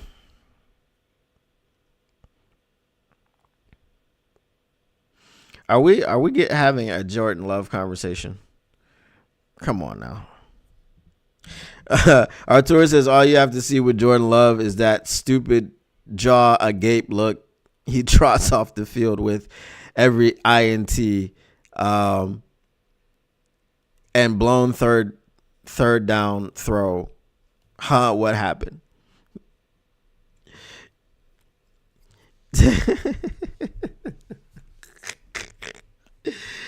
I'm not gonna weigh in on this conversation because then Taylor May is gonna call me a hater. Yeah. Taylor May is gonna call me a hater because I speak truth about Jordan Love. That's all. Right?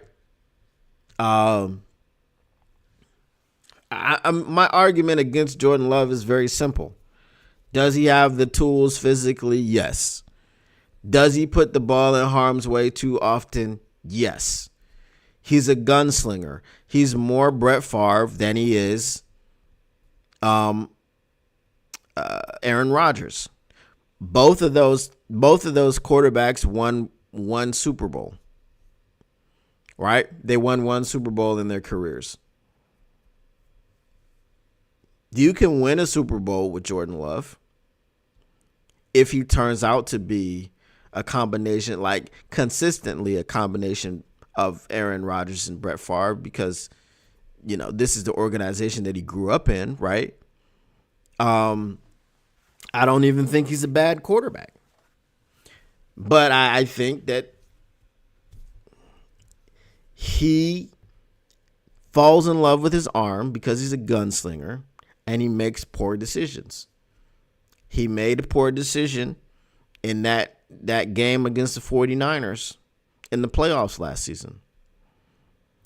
And also, again, until you've seen the guy do it consistently as a starter for 2-3 seasons, whole in total, and has had playoff success, because I don't count playing the Cowboys and BTA, because they are notoriously going to lose in the playoffs. I don't count that really as success, right? Success would have been understanding the situation, understanding the assignment, and beating the 49ers. You know? So, I don't want to see the Packers or the Vikings in the playoffs. Why? Because it's a divisional opponent. And you have to toss it out. You have to toss out the records. You have to toss out where you're playing. Especially when you have 3 divisional opponents in the same playoffs. That we're on a collision course for sure. Okay? And if it somehow worked out that we got the number 1 seed and then had to see the Packers and the Vikings, that's our road to the playoffs, well, then we're going to have to beat them 3 times this year. You know, that's it.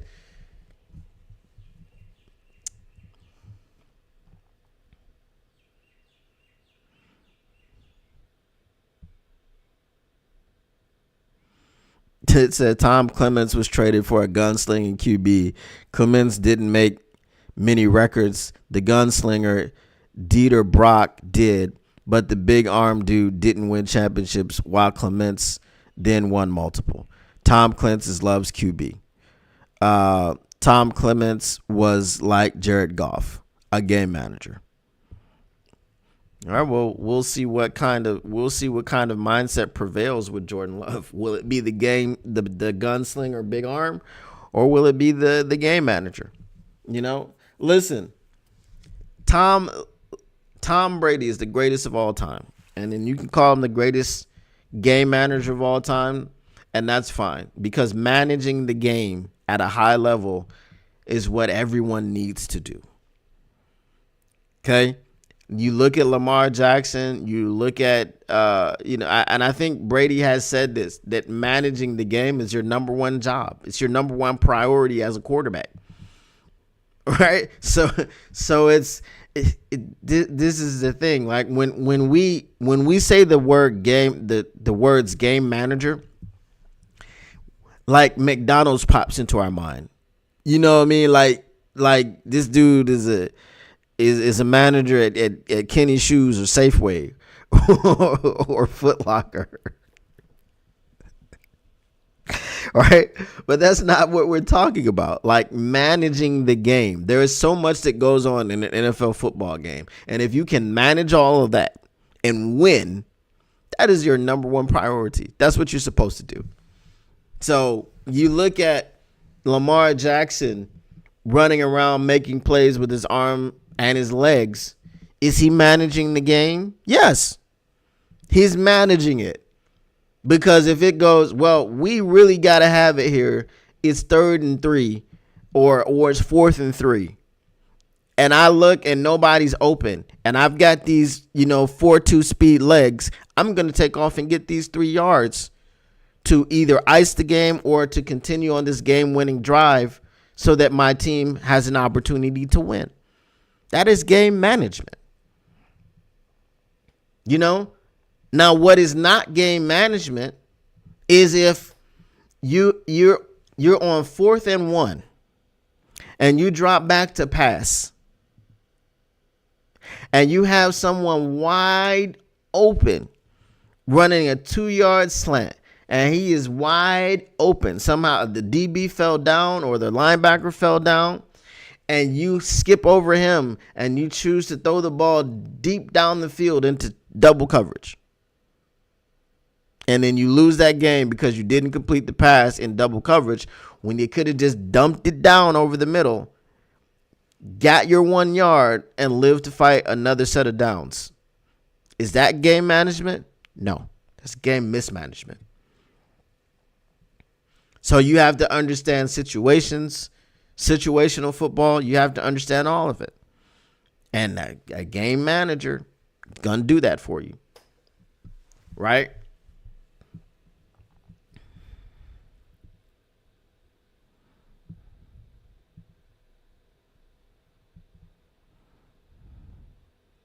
Motown Mitch.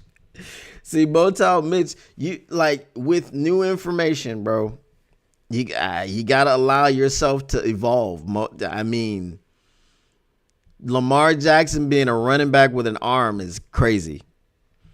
Crazy. So a running back with an arm is just a back-to-back MVP because he's not good at football. That's crazy work.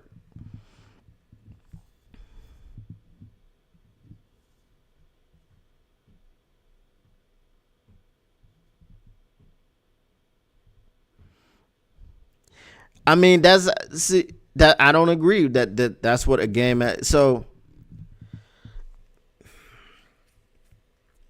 we have to come up with another term because every quarterback is supposed to be a game manager.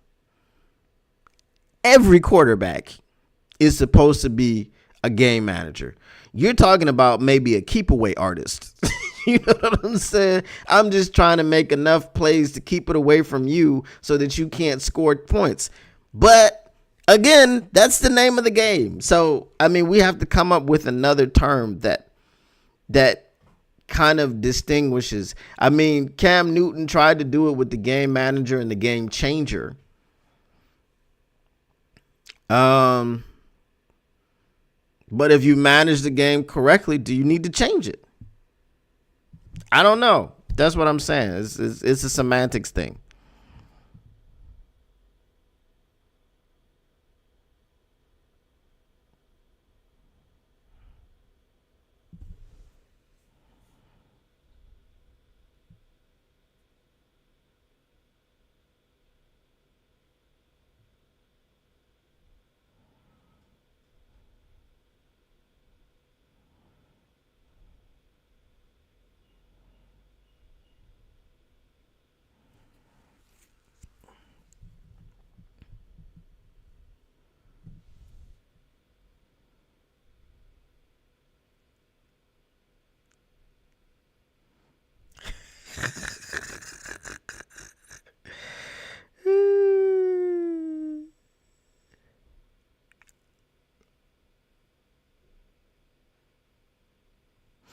All right, so based off of that, independent Aquaman, based off of that definition, Caleb Williams is a game manager.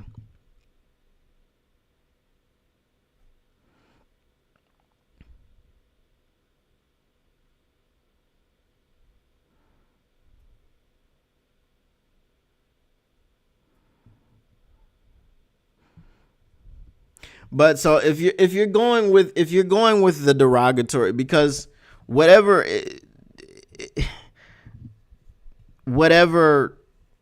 definition that you come up with, game manager can be looked at in two different ways.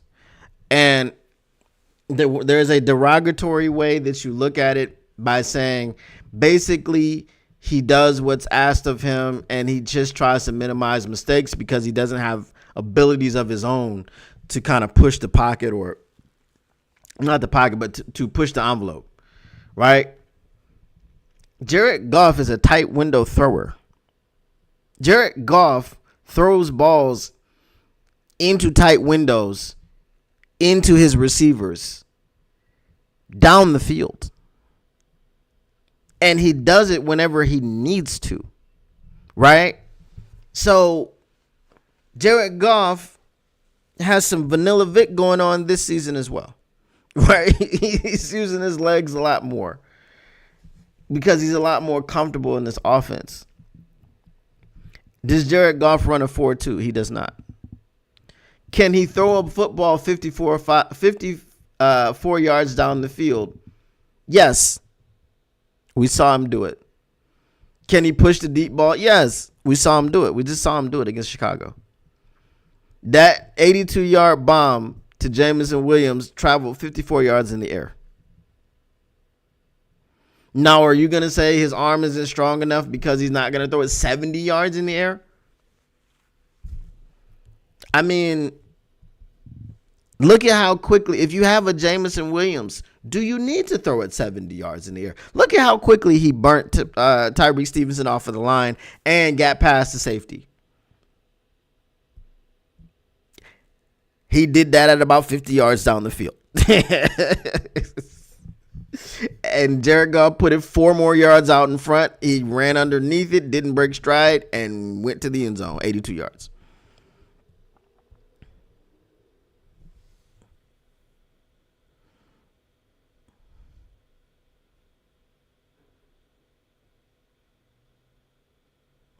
I would say a civilian is worse than a game manager. You saying a civilian off the street, a guy that just comes in and he's just, you know what I mean? How? Motown Mitch? I don't understand that. I don't understand. You said I would be more afraid of Lamar in the backfield than under center. I don't want my QB trying to run with the ball, period. No need for my QB to take those hits. It's a new day in the NFL, man. That came in. Lamar Jackson is here because Michael Vick came. And Michael Vick was here because of Randall Cunningham. Right? Once teams stop thinking, hey, he's just going to get hurt, and they understood that there are 32 teams in the NFL, and one team every single year wins the Super Bowl. There's one winner and 31 losers. And they said, let's get dynamic playmakers back there. Up until like last week, Lamar Jackson was number one in passing. He's got 40 touchdowns, total touchdowns, and 4 interceptions. You know why they've lost 4 or 5 games this season? Because the defense has been suspect. It hasn't been the regular Ravens defense. If you put Lamar Jackson's numbers on offense with the regular Ravens defense, the defense that we're used to seeing, guess what happens?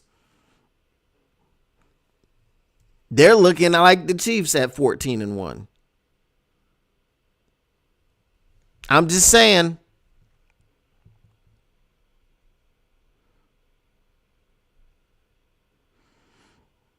Game manager, See, this is the thing. It's a semantics issue, man. Tom Brady, greatest game manager of all time, also greatest quarterback of all time. Tom Brady himself will tell you that it's your number one job to manage the football game. So when you call Tom Brady a game manager, he is not, as K is, he ain't pressed. You know what I'm saying? Cunningham was overrated. Vic was not overrated. Cunningham was a very good quarterback. You know, just like Warren Moon was a very good quarterback, but they didn't win. But again, the history of the NFL is littered with great quarterbacks who never won anything. Jim Kelly never won anything, though he went to the Super Bowl 4 straight times. Dan Marino never won anything. I think he went to did he go to a Super Bowl? Or the AFC Championship? Never got back. And I think he did that his rookie season. There's lots of quarterbacks in the pantheon of the NFL history that have been great and didn't win.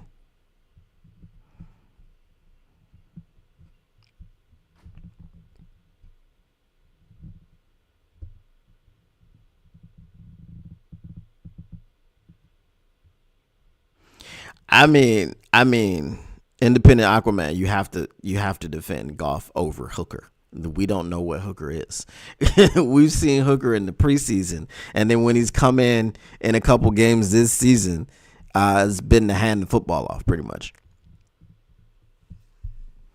Who would you rather have, Randall Cunningham or Dan Marino? Who do you want, Vic or Brady? Who do you want, Goff or Jackson? Go ahead, tell me, change my mind. Okay, so there's only one comparison here. Randall Cunningham, Dan Marino are the same person because neither one of them won a Super Bowl. So if you have Randall Cunningham, can you win a Super Bowl? No. If you have Dan Marino, can you win a Super Bowl? No. Because we're talking about careers that are already finished. Neither one of them won a Super Bowl, right? Am I correct? All right. Vic or Brady? Brady. Brady won 7. Vic won none. That's a simple one, right? Goff or Jackson? Again, Goff has been to a Super Bowl. Okay? And then if Goff wins the Super Bowl this season, or if he wins one before Lamar Jackson, then I would say Goff. I want the guy that's going to get you to a Super Bowl and win it. Now, Mahomes runs around. Mahomes had a big run to send his team to the Super Bowl. Mahomes uses his legs in the Super Bowl. Mahomes has won 3 in the last 5 years. Can we discount Mahomes running around doing whatever it takes to win the football game? We cannot.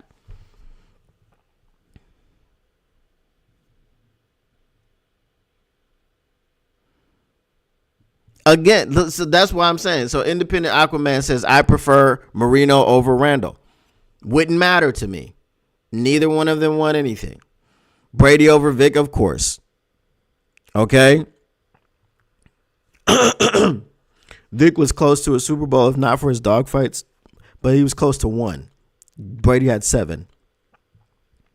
The new version of Jackson I prefer over Goff. Otherwise, I prefer Goff over Lamar. See, this is the thing. These players are allowed to evolve. Jared Goff evolved from when he got here until now. Lamar Jackson has evolved from when he got into the league until now. Right? If a player is not evolving, then you're calling him a bust. But if a player does evolve, then you're like, he's still a running back with an arm. You got to make that make sense.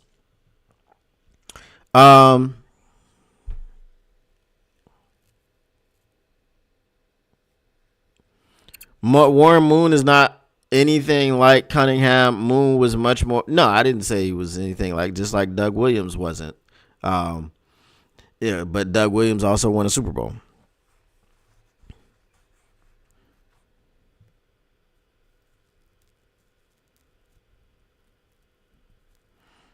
There has always been running QBs and pocket QBs, but it's never been a time in the league until now that you would say the top 3 quarterbacks in the league and the faces of the league in Patrick Mahomes, Lamar Jackson, and Josh Allen are mobile quarterbacks. It's never happened before. So this is what I mean by, when Mike Vick came in the league, Mike Vick changed the entire game. You had never seen a mobile quarterback who could run a 4.240 and throw the ball 75, 80 yards down the field flat-footed. You never saw it. And when he came into the league, the potential of what he could do, the electricity. Do y'all remember that game in overtime against the Vikings when he was in Atlanta? I was in Atlanta at the time, and I was trying not to root for the Falcons. But, boy, I love me some Michael Vick. And when he did that to the Vikings, my jaw dropped because you had never seen that from a quarterback in the NFL, ever. You right? So that what's going on, okay, guy? And that was the thing that ushered in this era of football. Patrick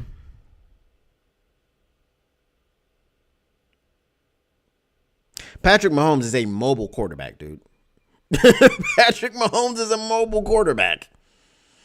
You have to plan for Patrick Mahomes to get out of the pocket. You have to plan for Patrick Mahomes to scramble. It's a weapon that he uses that you have to go, okay, what about him getting out of the pocket? No, not with Jared Goff. You don't have to do that. But he's done a little bit more of it this year, more so than any other time in his career. Because Ben Johnson has asked him to do that.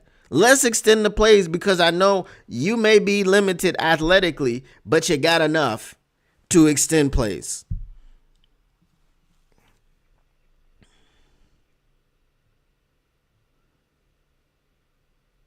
Okay, his sophomore year.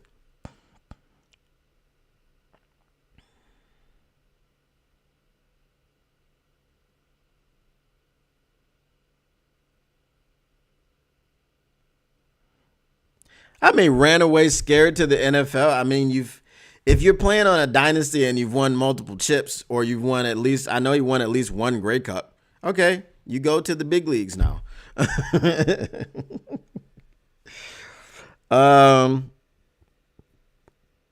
Mahomes did win a Super Bowl on one leg.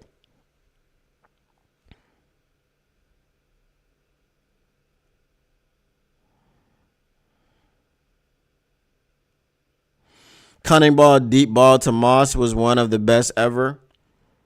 Cunningham to Moss was crazy. Culpepper to Moss was crazy.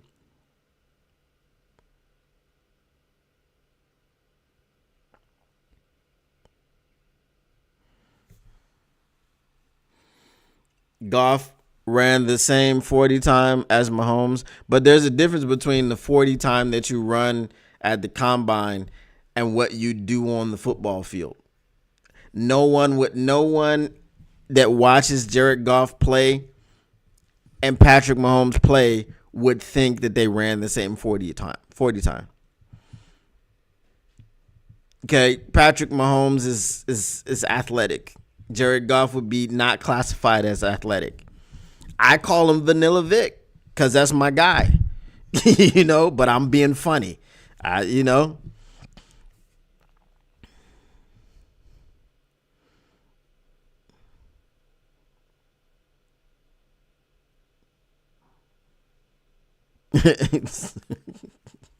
What are you trying to say, Independent Aquaman? We should go looking for Eskimos.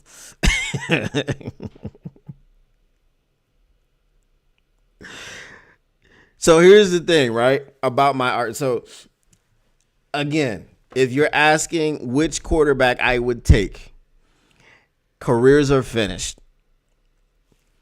Dan Marino never won anything. Randall Cunningham never won anything. Mike Vick never won anything. Okay? So with careers being finished, If you're asking me who I'm taking Tom Brady. Now, with careers still going on, that's more of a debate that you can have if you're a person that would prefer Lamar over Goff or Goff over Lamar. That makes more sense to have that debate, because now asking me, well, who would I take, Vic or Marino? Well, neither one of them won anything. It doesn't matter which one you would take. It doesn't matter. All of their stats are empty calories if we're talking about who can win you the big one. Who can win you the Super Bowl? Not Michael Vick, not Dan Marino, not Randall Cunningham. Tom Brady can. 7 times he can win you a Super Bowl. And he can take you there 10 times. Because he has a 70% winning percentage in the Super Bowl, which is pretty damn good. Pretty damn good.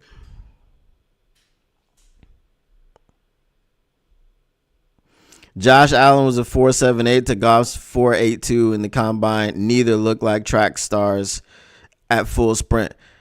But Josh Allen looks like a beast. I'd much rather try to tackle Jared Goff coming at me full steam than Josh Allen.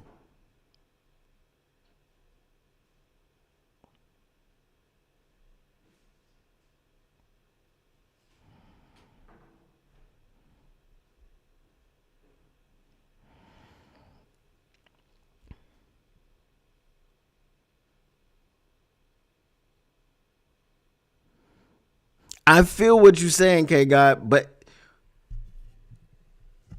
would you win a Super Bowl? And the answer is no. That's what we're saying. Would you win a Super Bowl? The answer is no, you wouldn't win a Super Bowl with Dan Marino, because you didn't win one.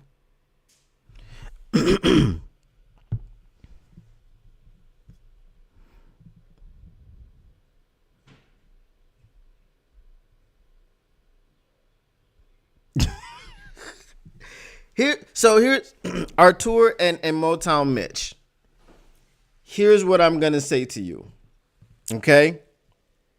Because I keep saying that with new information, you are allowed to change your opinion.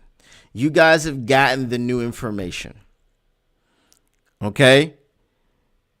Look at the college quarterbacks that are coming into the league. The game is going to continue to evolve. And the reason, and I'm not saying, I'm saying just listen to me now. What up, though, Paul Thomas? Just listen to me now. When I saw Michael Vick blow the roof off of Mercedes, what was it called at the time? Was it the Omni? I don't think it was the Omni. Anyway, it's now Mercedes-Benz Stadium, right? When I saw, I think it was the Omni. When I saw Michael Vick blow the entire roof off the Omni with that run that he had in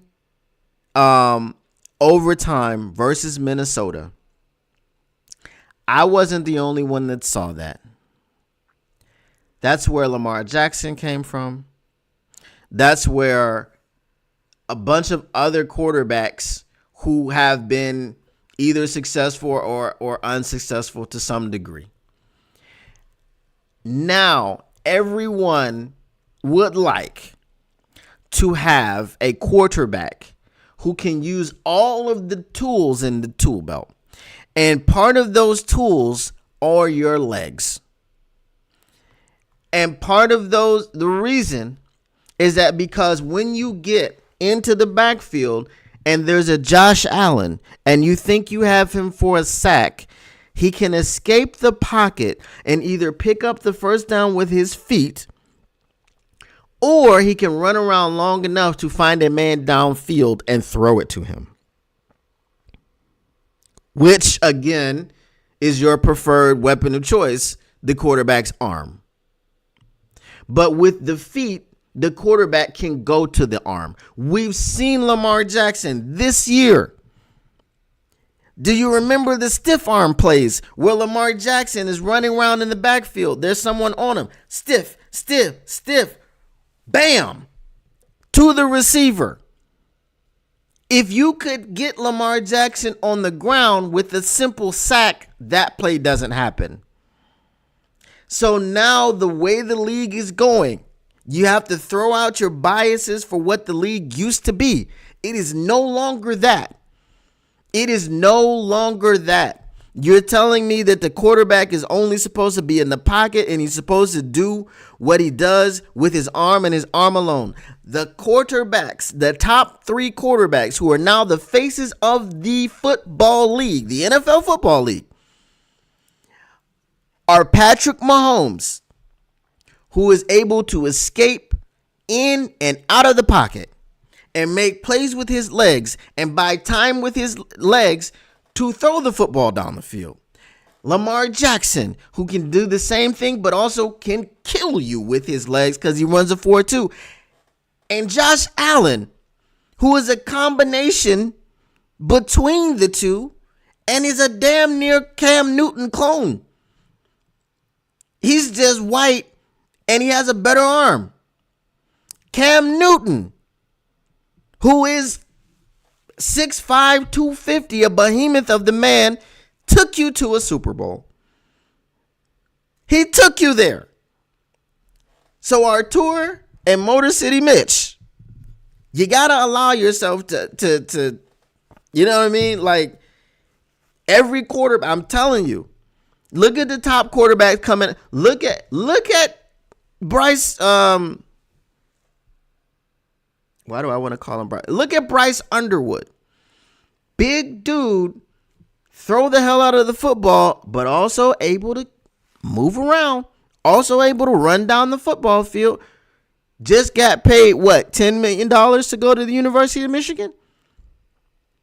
And is going to be highly touted whenever he comes out if his college career goes the way that we're thinking it's going to go.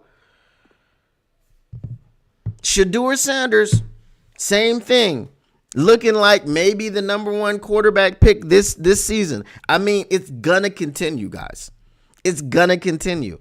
So 16 out of the 32 teams have quarterbacks that can use their legs, and it's really close right now. I mean, look at Drake May. Right? Don't let the paint job fool you. Look at Drake May. Okay? Now, when you look at someone like Anthony Richardson, who just is not accurate, and he's a running back that has an arm. I mean, the arm is not accurate, but that's what Anthony Richardson is.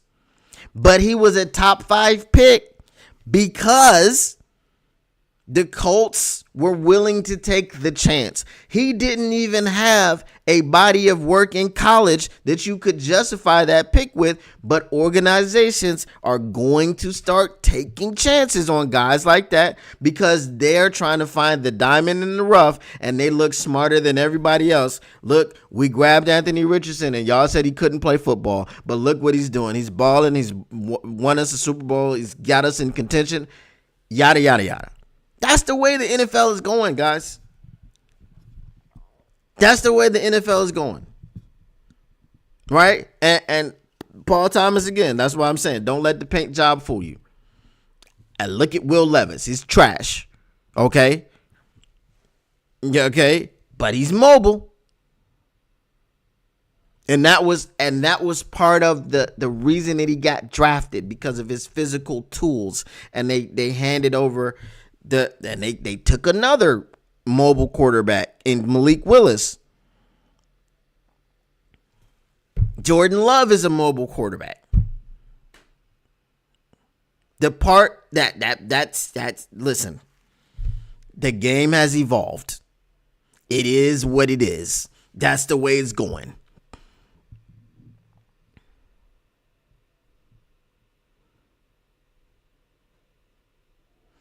Caleb Williams is not the next Justin Fields. Caleb Williams' problem, and his sole problem, is he loves hero ball. If he stops playing hero ball, he has all the tools. He has the arm talent. He has the ability to be accurate. All of that. But he's right now he's not processing because he's trying to play hero ball. He's counting Mississippi's, then pulling it down and running, and when and trying to throw the football across his body, and he's just trying to be the star of the show, and that's his biggest problem. If you coach that out of him, he'll be fine. He's going to be a difficulty for the rest of the league.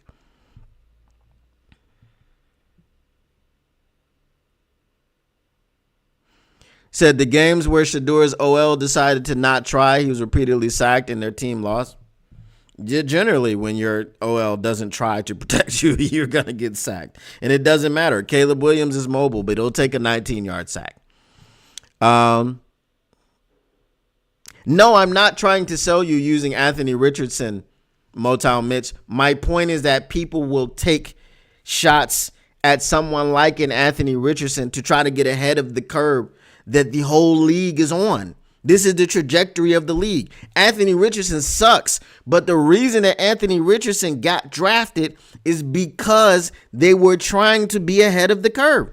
That's it. He's not a good quarterback at all. His drafting was a direct product of what this league looks like in the NFL right now as of today. Does anybody disagree with that? Do you think 10 years ago, 15 years ago, Anthony Richardson gets drafted in the top 5?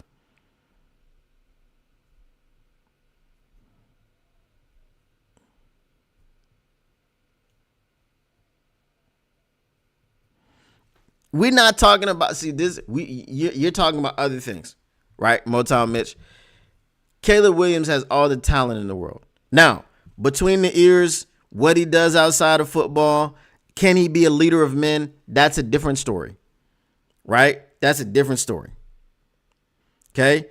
Justin Fields, not a great quarterback, but he got drafted because of the way that the league is going. Okay? But I just need the answer to that one question. And that one question is, would Anthony Richardson have been drafted top 5 15 years ago? I just want somebody to answer that in the chat.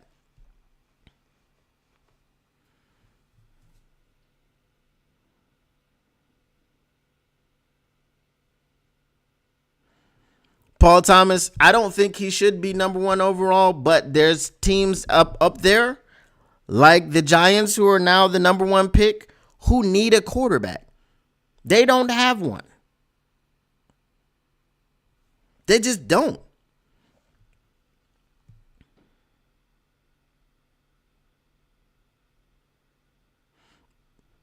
What's going on, Motor City Maniac? Fields got drafted because of stupid GM. That's not my question. So I just want y'all to answer my question.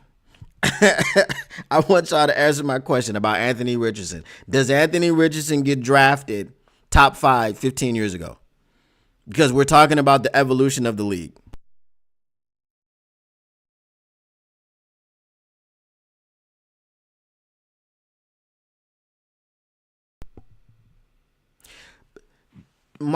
Listen, Ryan Leaf and Jamarcus Russell were not the type of quarterbacks. Jamarcus Russell was 300 pounds. He wasn't moving nowhere. Okay? I'm talking about this type of quarterback. Okay? And I'm saying the reason, and y'all know I'm right because you won't answer the question because you keep trying to move the goalpost. The reason a quarterback like Anthony Richardson got drafted top 5 now in this era is because of the way that the NFL is going, is because the way that teams look at the quarterback position has changed. It's changed, baby. It's changed. It ain't the same. It ain't the same. Come on now.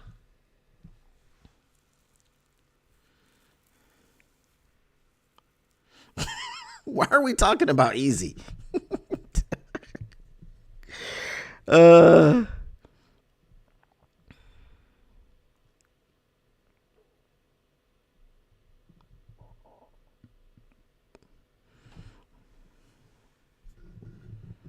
I need somebody to answer my question so I can go.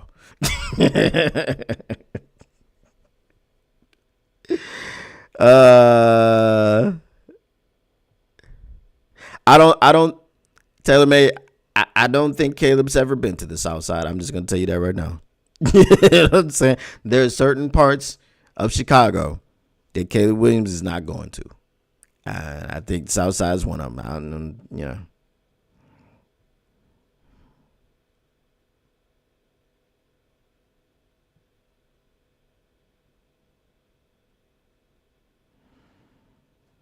Oh, come on, man. Motown Mitch, you've made my point. You won't answer the question. You went back to the 1950s before the forward pass. Come on. So you just negated your entire argument by telling me that your quarterback is only supposed to use their arm, and then you go back to an era before the forward pass was even a thing in football. You've answered my question. Thank you.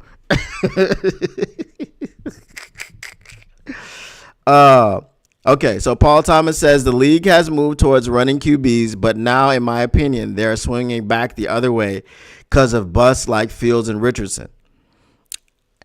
No, I don't. So here's my opinion. I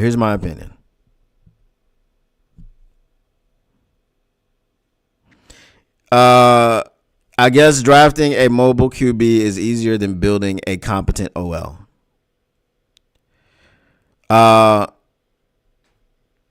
How do you spell? What? So I didn't see your answers, Artur. What was your answer? If you can copy it and paste it.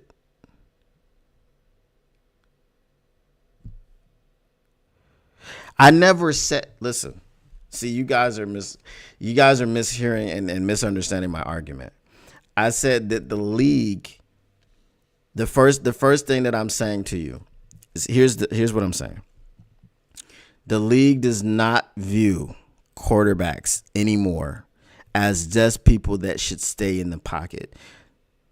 The league is now very open to drafting people who have tools outside of just an arm.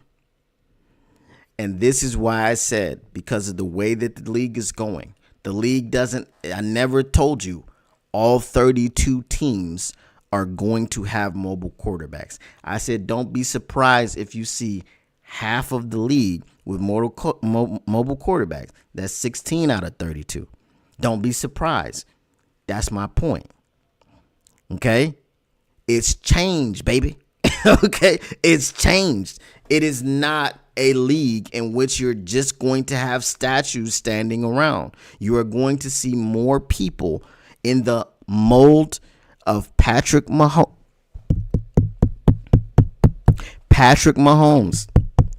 Lamar Jackson, Josh Allen, Patrick Mahomes, Lamar Jackson, Josh Allen. Faces of the league, yes.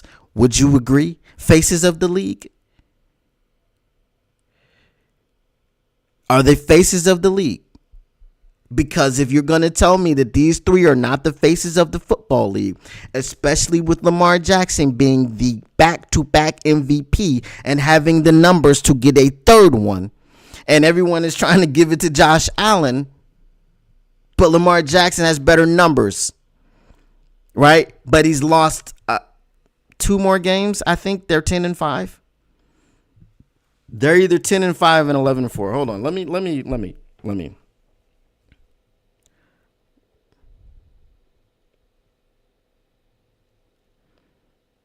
The Baltimore Ravens are, let's see, 10-5. Okay.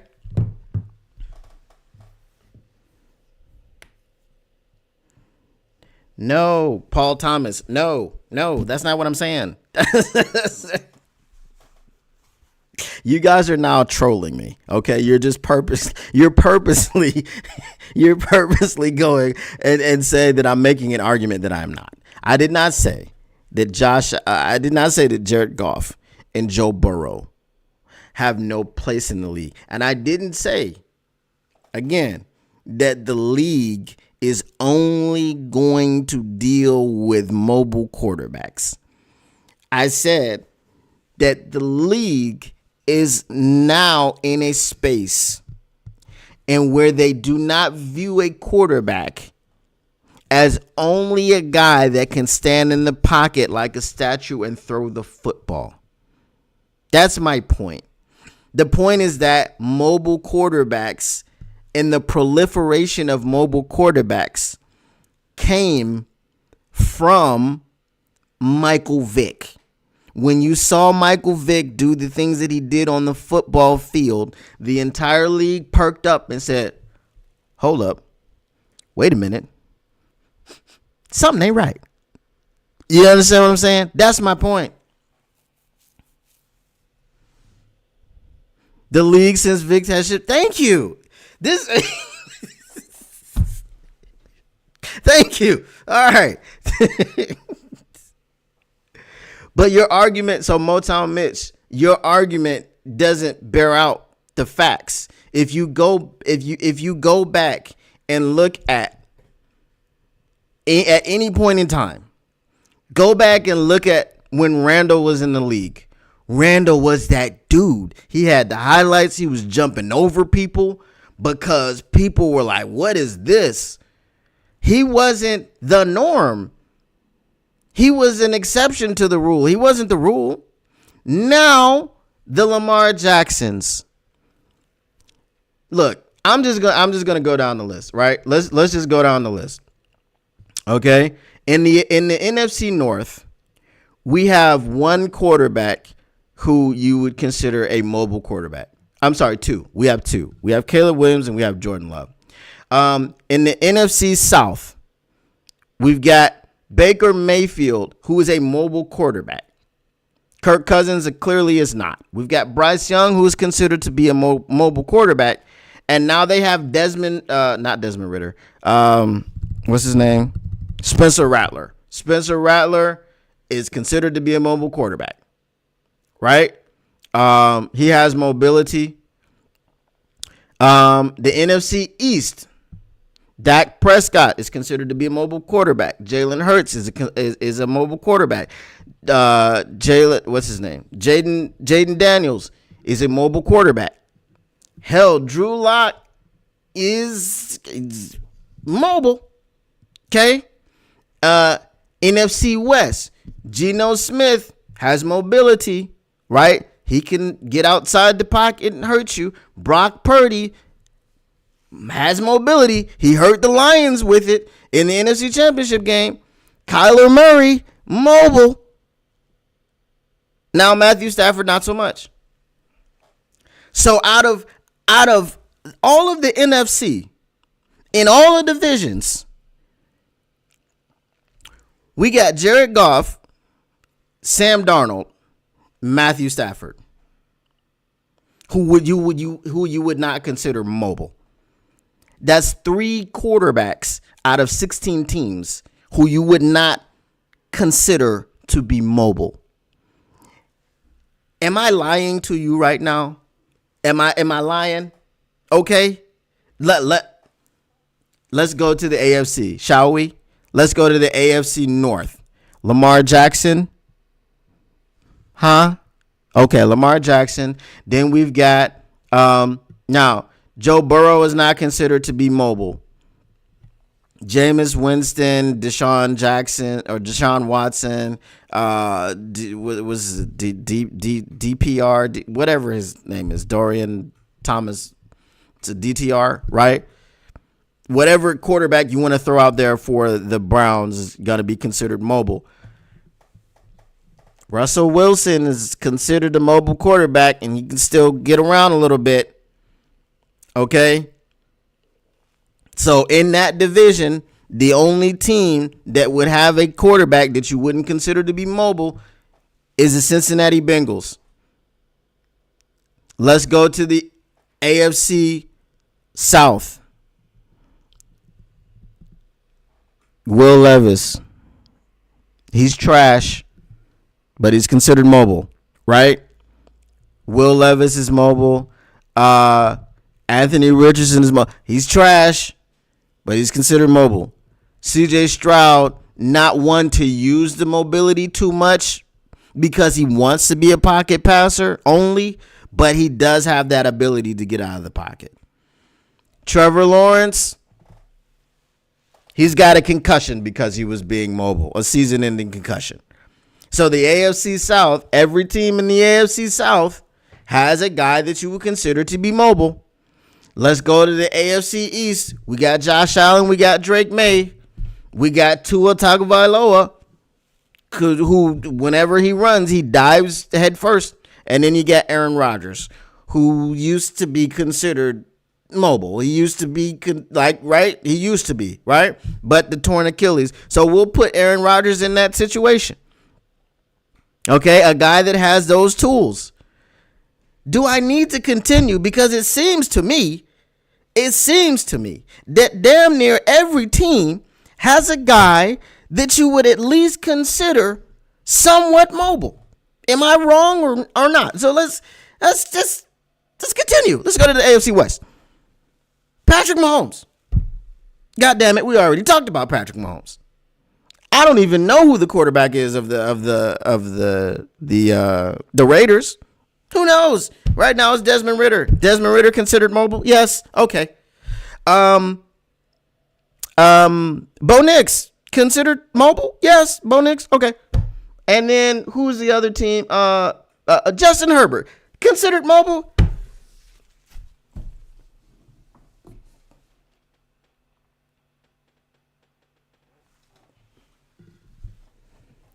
Bro. Bro. I rest my case. The mic is dropped. I went through every team in the league.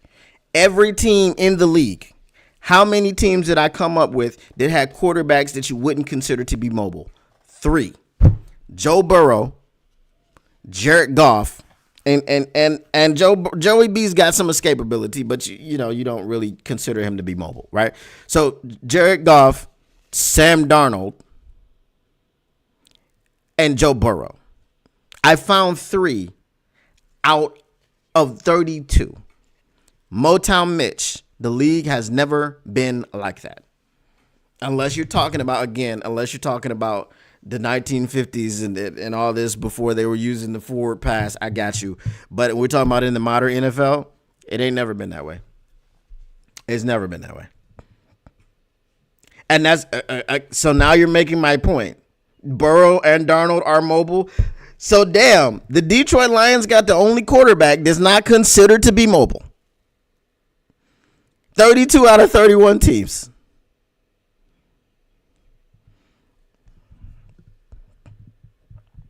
Okay, I'm just resting my case. Are we talking about paint jobs, or are we talking about quarterbacks that have the tools to use the legs?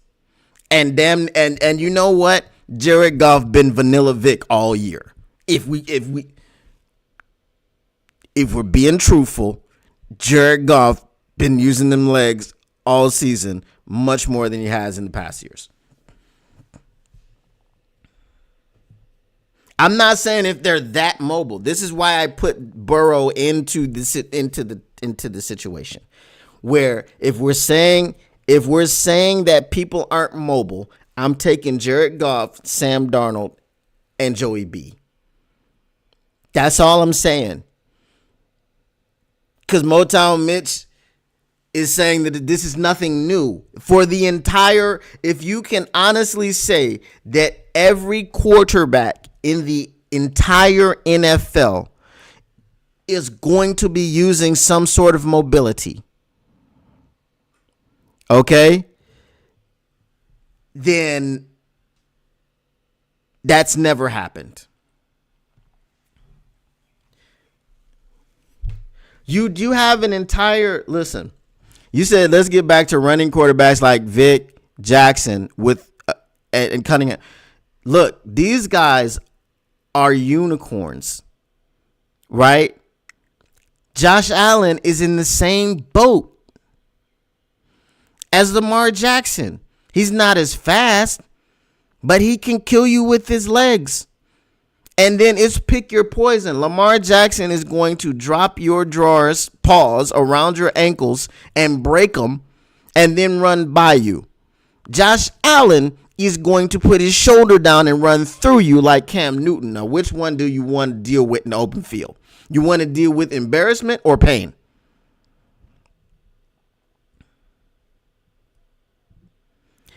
But you're naming. Look, here's the thing. I'm talking about the proliferation. We're not talking about the 50s. I'm talking about the proliferation of these types of quarterbacks. That's my entire point.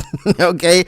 How many of these people are running around this league right damn now is not like what we saw 15 years ago. It's not like what we saw 20 years ago. It's a new era in the league where teams are not going to just expect you to stand in the pocket, where teams are going to draft you because you give them another option, not to just have you stand in the pocket, but you have more tools in your tool belt.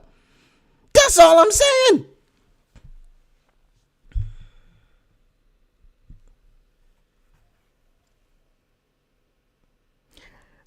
Listen, Paul Thomas, I don't know the future. I'm talking about the current cycle that we're in. We are in this cycle, and we've been in this cycle for a while. Okay? Lamar Jackson, this is his, 5th year in the league? Josh Allen, same thing, right? We've been in this cycle for quite some time now. Maybe tomorrow it will change. Okay? Many mobile QBs can't win. Many QBs cannot win. Did you hear the argument or the debate or the questions that we had earlier? I think it was Independent Aquaman or someone else said, who would you rather have? Marino or Cunningham? And I said, neither one of them ever won anything. Was Marino a great quarterback? Sure, he was. Did he ever win the Super Bowl? No. There are tons of great quarterbacks that have never won the Super Bowl. The reason that most quarterbacks cannot win the Super Bowl is because there's only one trophy and there's 32 teams. There's only one trophy every single year. Now, if they were handing out Super Bowl trophies to half of the league, 16 teams, every year, then Joe Burrow would have one, Dan Marino everyone would have a Super Bowl. Warren Moon, everyone. It would be like Oprah. You get a Super Bowl. You'll get a Super Bowl. But it's not. It's not. Most quarterbacks can't win Super Bowls. It doesn't matter if they're mobile. It doesn't matter if they have the biggest arm ever. Right? Matthew Stafford in Detroit was not what you would call mobile. He had a killer arm. Wasn't winning nothing. Most franchises don't win because it's hard, because there's 31 other franchises trying to get there. And only one gets there every year. So the argument that mobile quarterbacks can't win ain't true. Russell Wilson won Super Bowl while he was mobile.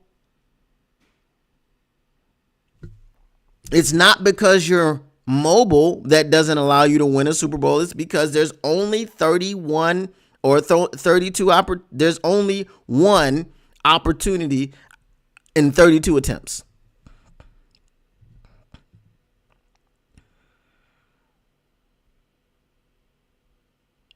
All right, Artur. I don't care if he was the number one pick. I didn't say any. See, y'all need to stop moving the goalposts. I didn't tell you anything about where he was drafted. The only person I said that was drafted high because of the cycle is Anthony Richardson. I didn't make that argument with Lamar Jackson. Lamar Jackson, football player in the NFL. Yep, here we are. Where he got drafted, do not care. He is now a face of the league, whether he was drafted number 32 overall or whether he was drafted number 256. He is now a face of the league. Brock Purdy is the face of the franchise in San Francisco and is Mr. Irrelevant because your draft position is irrelevant. It's only relevant to the money that you make. It is not It is not relevant to this argument at all.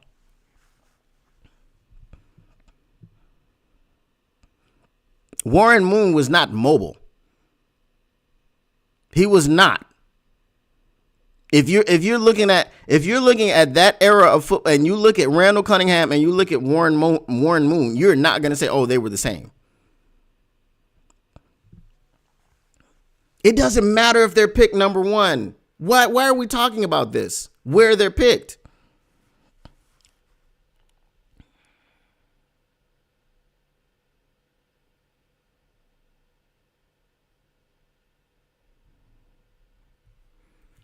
You know what's a big factor in teams winning the Super Bowl?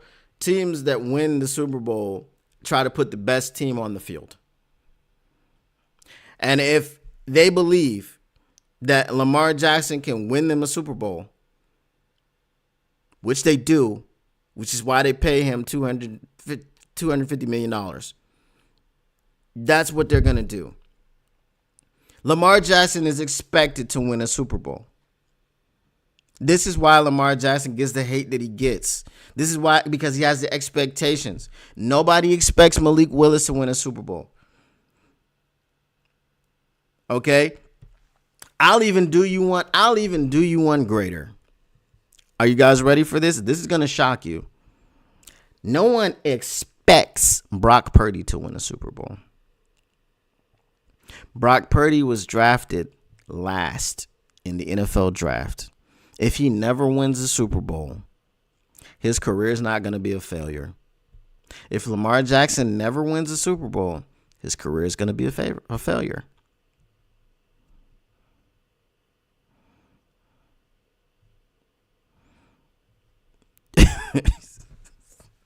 What about the time that Russell Wilson won the Super Bowl? I mean, he won it. What about the time that the 3 times in the last 5 years that Patrick Mahomes won the Super Bowl? He's not your pocket QB. He gets out of the pocket. He does he does all types of crazy things. Okay, so is anyone accusing Goff of being mobile in the vein of a Randall Cunningham or no? This is what I mean. That's why I said if you look in that era, if you said Warren Moon, Randall Cunningham, same guys, not same guys. Randall Cunningham was much more dangerous with his legs. Yes, I said Tom Brady 1-7 is a pocket pass. You came in late. You came in late. Because we were talking about game managers and we were talking about all of this stuff, and then it just, it did that, But there are so many people that think that Patrick Mahomes can win at least 5. I mean, he's got 3. And he's not just a pocket passer. Patrick Mahomes can do it all. He can pass from the pocket. He can pass on the run. He can run down the field. He's a weapon. He's a weapon. Patrick Mahomes is a weapon, right? And that's what NFL teams want to have. They want to have as many weapons on the field as they can. And if you've got a person in your backfield under center who is a weapon, the NFL will employ you.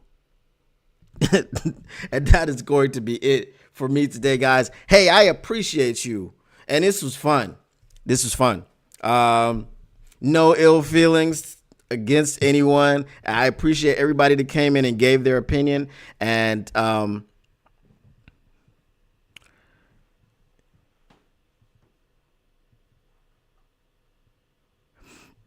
listen, the Anthony Richardson project is my point as to where the league is right now. Anthony Richardson had no business being drafted, but he was drafted top 5 because the Colts wanted to get ahead of the curve. They saw a little bit of potential in there, and they thought, this is what we need to do because we're the smartest people in the room. Anthony Richardson might be a bust, just like Ryan Leaf was a bust, but it doesn't mean that people are going to stop drafting quarterbacks like him because he's a bust. You understand what I'm saying? Anyway, the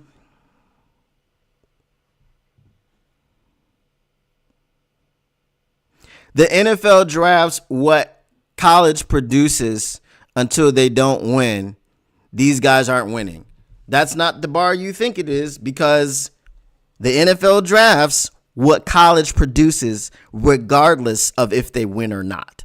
That's what the NFL does, because the NFL doesn't have any other options. So if the college is going to continue to produce mobile quarterbacks and quarterbacks that have this skill set, guess what? The NFL is going to continue to draft them.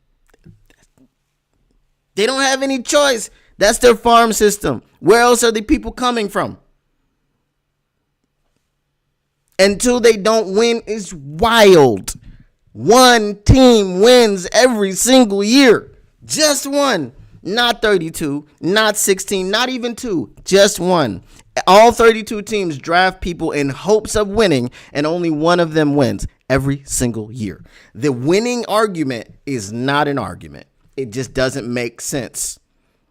Everyone drafts someone in the attempts of winning, and if they don't win, people get fired, people get moved on from, and they bring in another regime who is tasked with winning. That's it.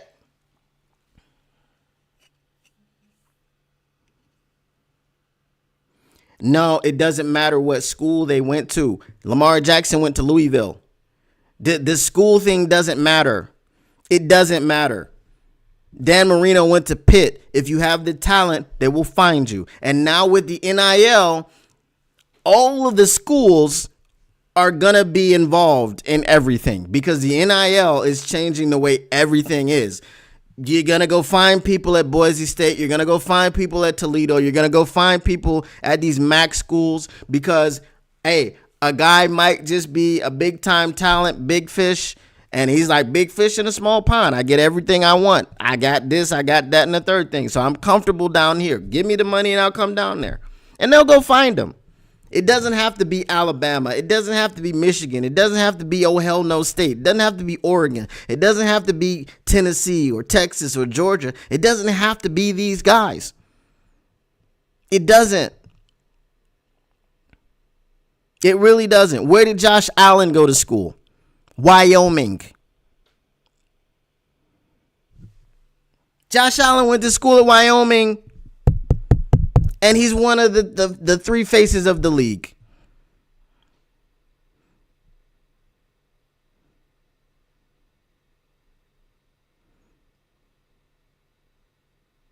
Only one winner. That's it.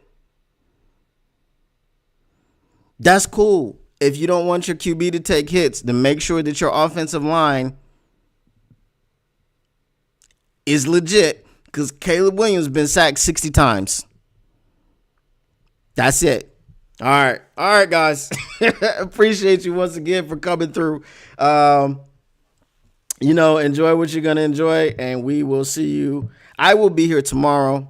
If you guys want to come through, I'll put a show together and all these things. But once again, Motor City Cats back at it. Came to give you stats, not static. And I can't tell you what to do, but I would like you to smash that like button on your way out.